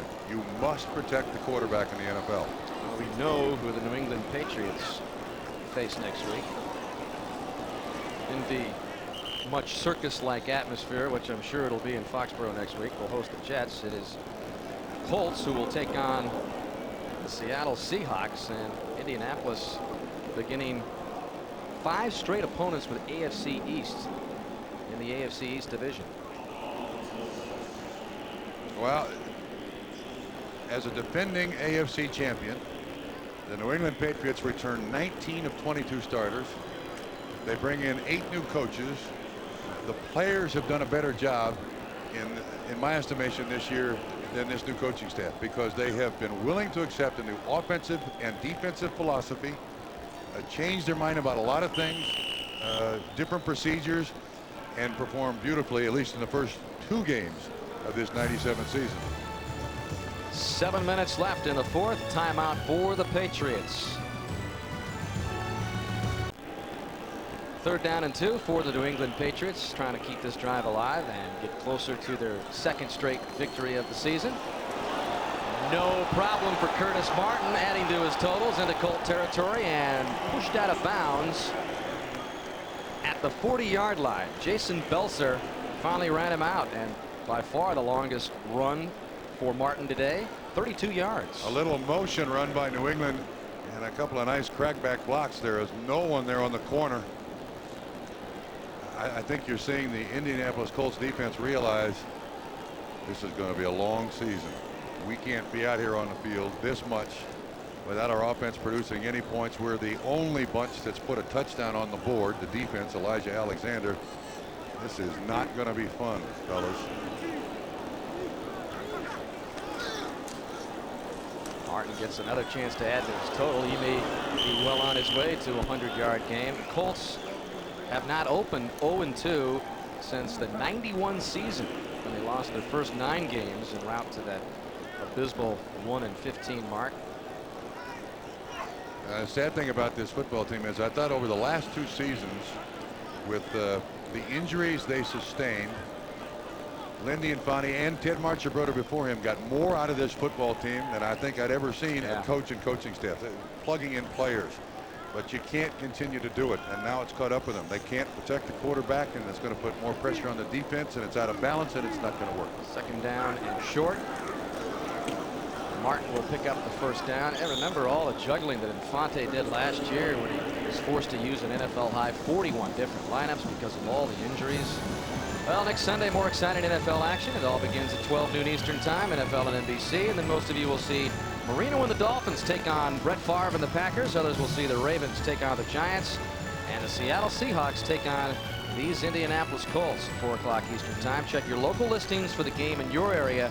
There's more great action coming your way on NBC next Sunday beginning at 12 noon Eastern time. And in contrast to the Colts opening up 0-2, it would be the first 2-0 start New England has had since 1986. Curtis Martin. The Patriots being merciful here. Continue to run the football. I think there would be the tendency in some situations where Drew Bledsoe never had 5 touchdowns in one game. Why not give it a shot? But Pete Carroll, these two play again in Foxborough. You don't want things to get out of hand. We'll take the win, go 2-0, and get out of here. Maybe they also want to give Curtis Martin that 100-yard game. He's just 1 yard away, 20 carries, 99 yards for the brilliant 2nd-year man. His last 6 carries, he's picked up more than half of that yardage. And he has the 100-yard game. And he stays in bounds. We celebrate that. Clock continues to run. Stephen Grant on the stop for the Colts as we are now under 4 minutes. See, this is a point in the game. As you look at the numbers between the two, this is a huge problem for the Colts. They need Marshall Faulk for a good per carry average just to take pressure off of the pass game. But with the 3:42 to go, 20-6, the NFL should institute a gimme. The rest of this game is good. We don't want anyone seriously hurt out here. Concede the rest of the game. Interesting rule, Bob. I think would have a hard time passing, but Martin breaks out again. All of a sudden, he's picking up yardage in huge chunks. Blackman finally runs him out of bounds. Game was over long ago. 12th career 100-yard rushing game for Curtis Martin. But the Patriots have enjoyed this because not too many years ago they were on the other end of this. They couldn't stop anybody. They couldn't do anything. They had to survive an awful lot of games like this on the short end. Chance for Pete Carroll to finally relax. Get ready for next week's big game. Let's step aside once again and head to our New York studios. Another scoring update from Greg Gumbel. All right, Dan, we'll take you to the Meadowlands. Todd Collins and Jay Reamersma, teammates at the University of Michigan, hook up here for the Buffalo Bills. Watch the catch. Touchdown. The two-point conversion worked, but a penalty backed them up. They just kicked the extra point, and the Bills with a 28-22 lead on the Jets. About 7 minutes to play in the fourth, Dan. All right, our score here, New England 28-6 over Indianapolis. We've had nothing that exciting here today in Indianapolis. No, we nothing have like that not. at all. And now the Colts take a timeout because Tony McCoy is late getting on the field. And while there is break in the action and Pete Carroll is 2:43 left from celebrating his second victory, we'll take a break. Well, the debate is over. That is the best seat in the RCA Dome. Oh my goodness, don't give him the channel changer.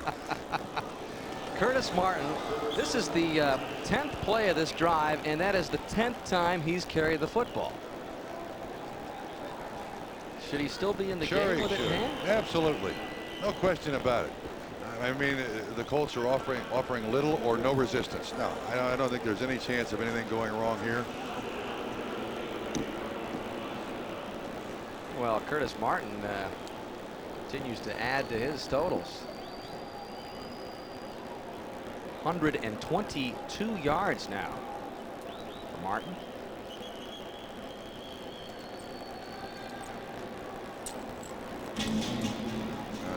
They stopped play here for a little bit. I'm not exactly sure why. It may have been the Colts just going.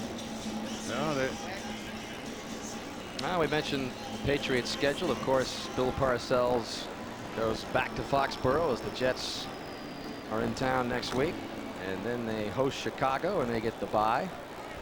And then to begin October, it's on the road with a tough one at Mile High Stadium.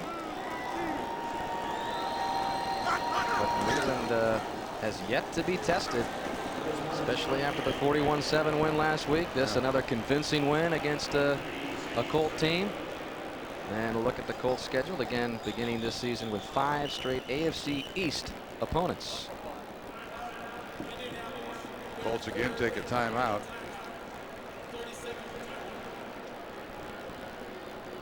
But Danny, I'll tell you what, I did a preseason game with the New England Patriots. They played Denver up in Foxborough.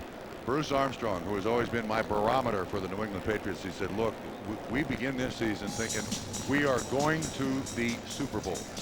Last year we started the season thinking, let's try to get to the playoffs. Bruce is now convinced that everyone is so self-confident, even with the new coaching staff, that they are going back to the Super Bowl. And you really do get the feeling when you talk to the Patriot teams. I mean, there's been a lot of talk about how they're extra focused on a mission to win without Bill Parcells, but this is a team with a lot of weapons, and they know it. Absolutely. And Bledsoe with 8 touchdowns in 8 quarters. He is on fire. Speaking of on fire, Adam Vinatieri has been on fire. He's hit 10 straight field goals, this for his 11th straight, and this will be a short chip shot of just 21 yards.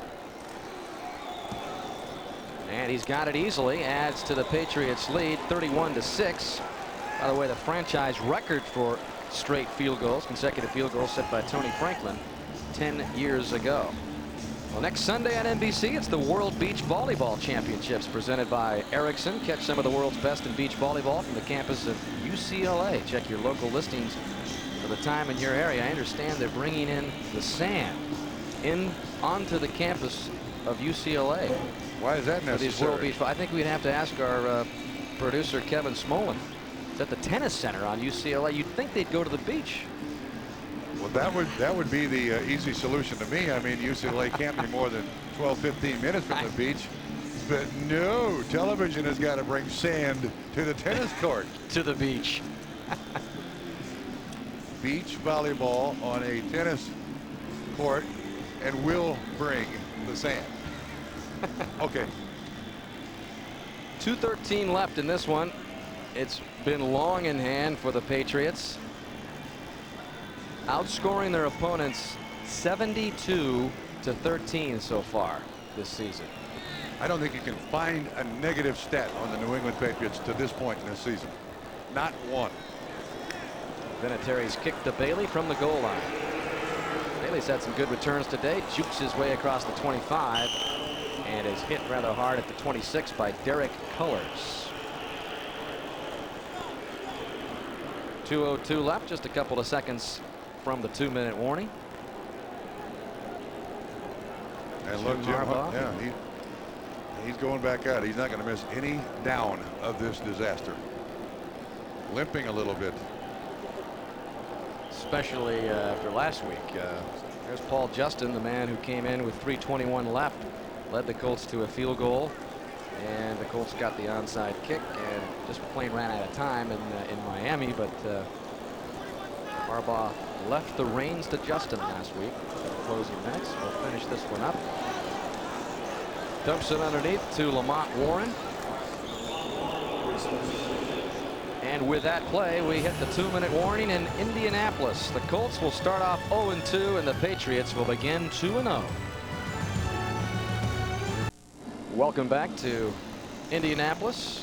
New England out in front of the Colts by a large margin. And Trump, you try to figure out any kind of negatives as far as New England goes in their first 2 games of the season. Can't find them. No, not a turnover. 8 touchdowns. They've controlled the ball when they've wanted to. They've gotten good pressure on the opposing quarterbacks. They knocked Stan Humphries out of the game last week. They've harassed Jim Harbaugh all game long. They've shut down both teams' running games. Those are all things that you look for as indicating that your team is ready and up to snuff. This team is ready to play anybody in the NFL, and frankly, I think anywhere. And as Drew Bledsoe stands on the sidelines, I mean, you know he's probably thinking about the game next week already. Oh, sure he has to. So do the rest of the New England Patriots. But again, returning 19 of 22 starters and putting in a new system offensively and defensively, 8 new coaches. It's great credit to these players. I mean, there aren't a lot of situations where a new coach can bring in a new philosophy off a team that goes to the Super Bowl and have it work. It's worked beautifully to this point. Yeah, they're not going to go undefeated. That's not going to happen. They're going to have injuries.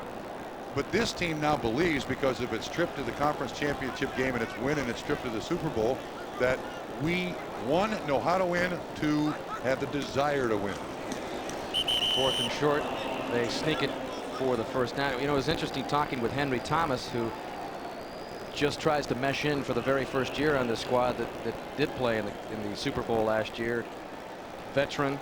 This is his 11th year in the league, and he said, you know, you can just feel it. Here's a veteran talking about how you can feel that the Patriots know they're good, and really anything shy of the Super Bowl is they fall way short. Yeah, and Dan, in some instances in the NFL, that really is the only difference. There's Henry Thomas, number 95. Yeah, those teams who know they're good and have experienced their success, and those teams who think they're good and just get on the verge of success. 2-time Pro Bowl selection. He's added a lot to that already potent Patriot front 4. 73.5 sacks for Thomas. He picked up another one last week. This is all a formality as Harbaugh takes another sack, and I believe that's the 5th time that Harbaugh has come down. Chad Eaton, number 90, who is a teammate of Drew Bledsoe at Washington State, free agent pickup last year, brings him down. That's shooting ducks for New England. I mean,